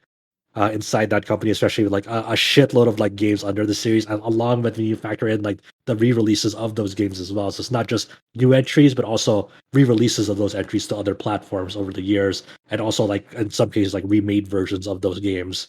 Right. I wonder what the platform breakdown is for this. Like, how many of those are people picking up Trails in the Sky on Steam discounts? Yeah, like how much of that is like on PC? Because I want to say like probably at this point like 500,000 is probably just the Trails in the Sky trilogy on PC. Wow, there's a Not meme more. on Gamatsu. Someone posted a post: 7 million different game, 1 sale per game. Well, when did Trails in the Sky come out in Japan? 2006. Do I have that? Am I way? I don't know off the top of my head. Do you remember the Trails from Zero trailer, 2004. like the original Japanese one, or is it the Azure trailer? They had, I think it was 2 million sales from the series with 2 million sales or something.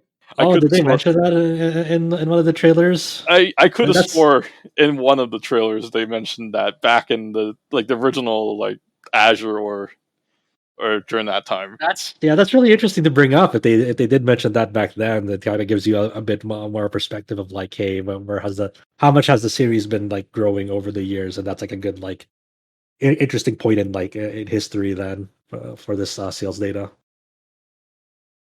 But I don't know. I'm not gonna go find an old ass Azure trailer to find out either. But I think James has a good point. If it's 2 million in 2 years since the release of like Hajimari, like seems pretty good. We have 2 anime things to discuss here, which I know is not our forte, but it is maybe Josh's forte. And this one is just released, and I forgot this one was announced, even though I think we talked about it briefly when it was, and that is the anime adaptation of the Cold Steel arc, at least a portion of it.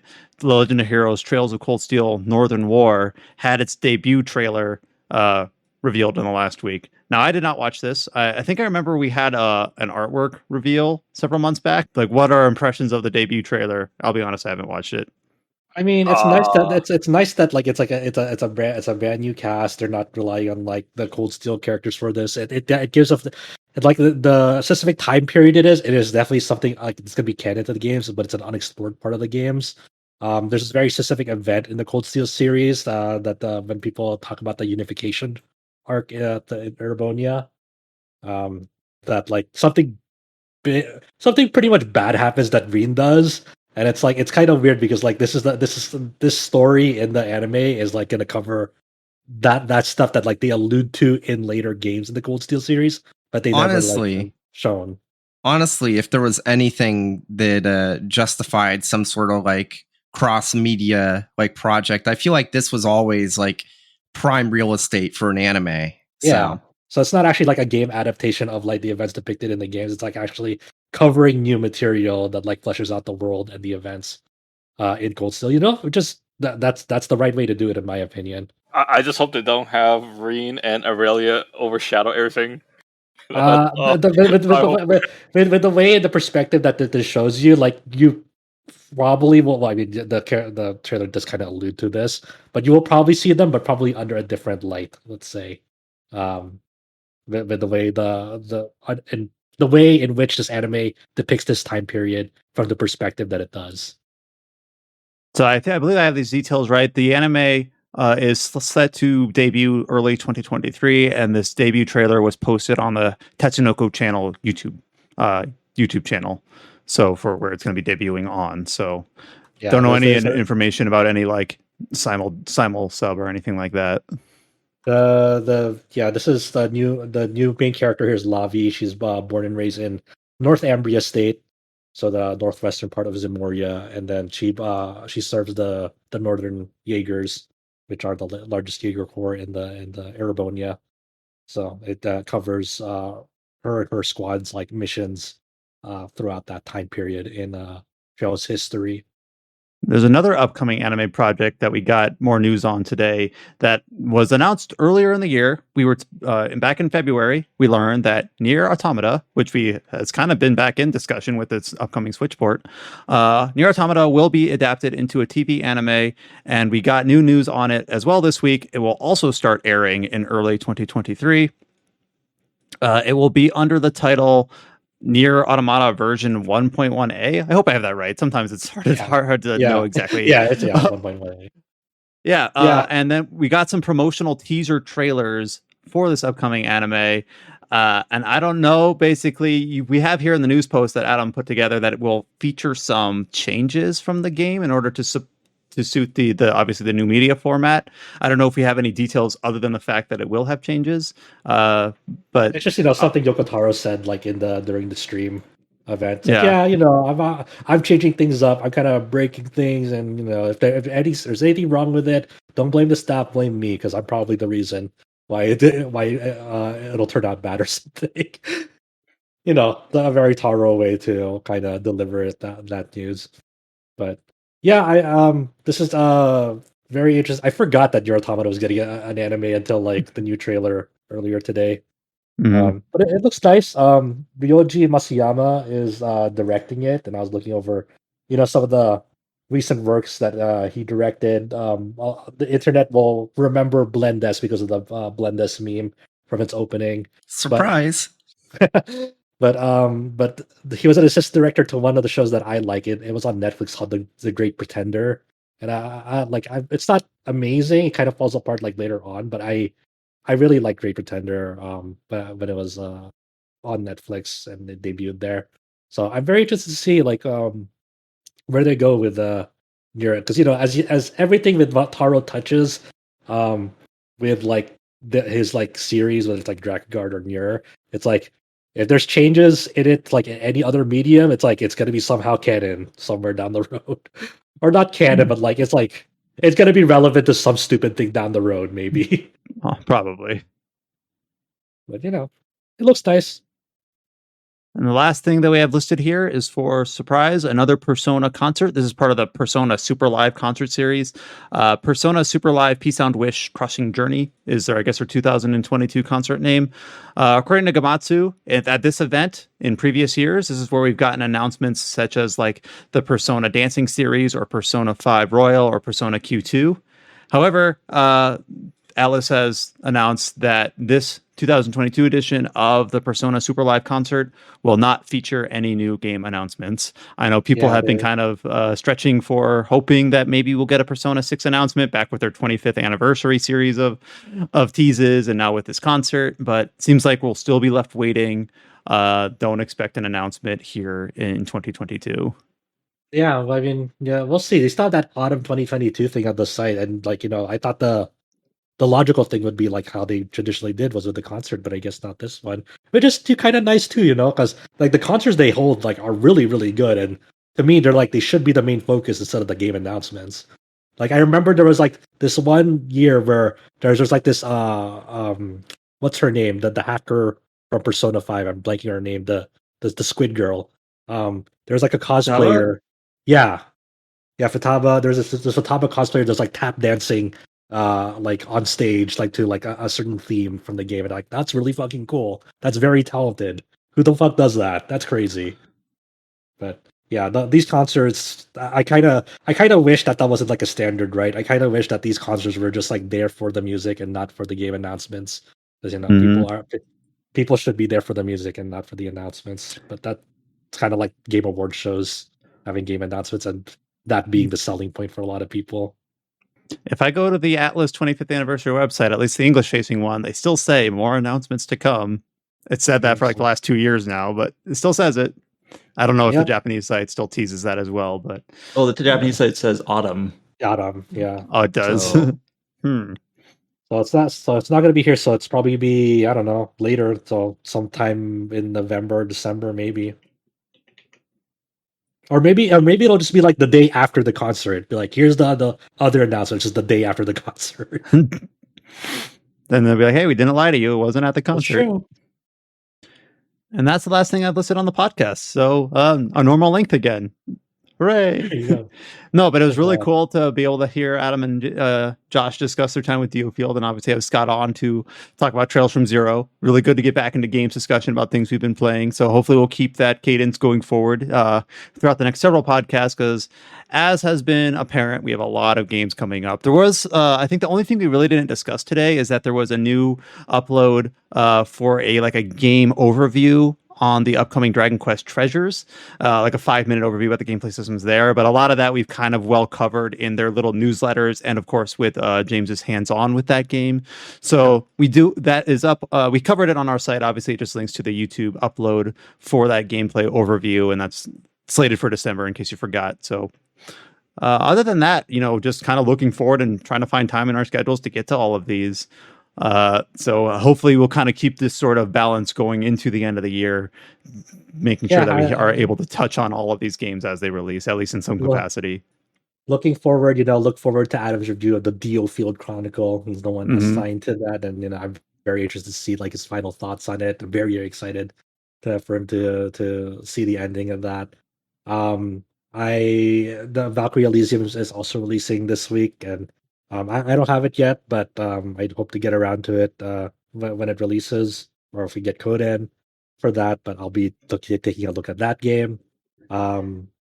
Apologies in advance to Trails fans. I will be talking about Crimson Sin next week. My friend, I have a similar arrangement like they did for Kuro 1. So even though I'm going to be busy with Valkyrie Elysium, he'll be streaming his whole entire Kuro 2 playthrough. So him and I have a lot of kind of interpreting and translating for other friends this week as he plays through that game.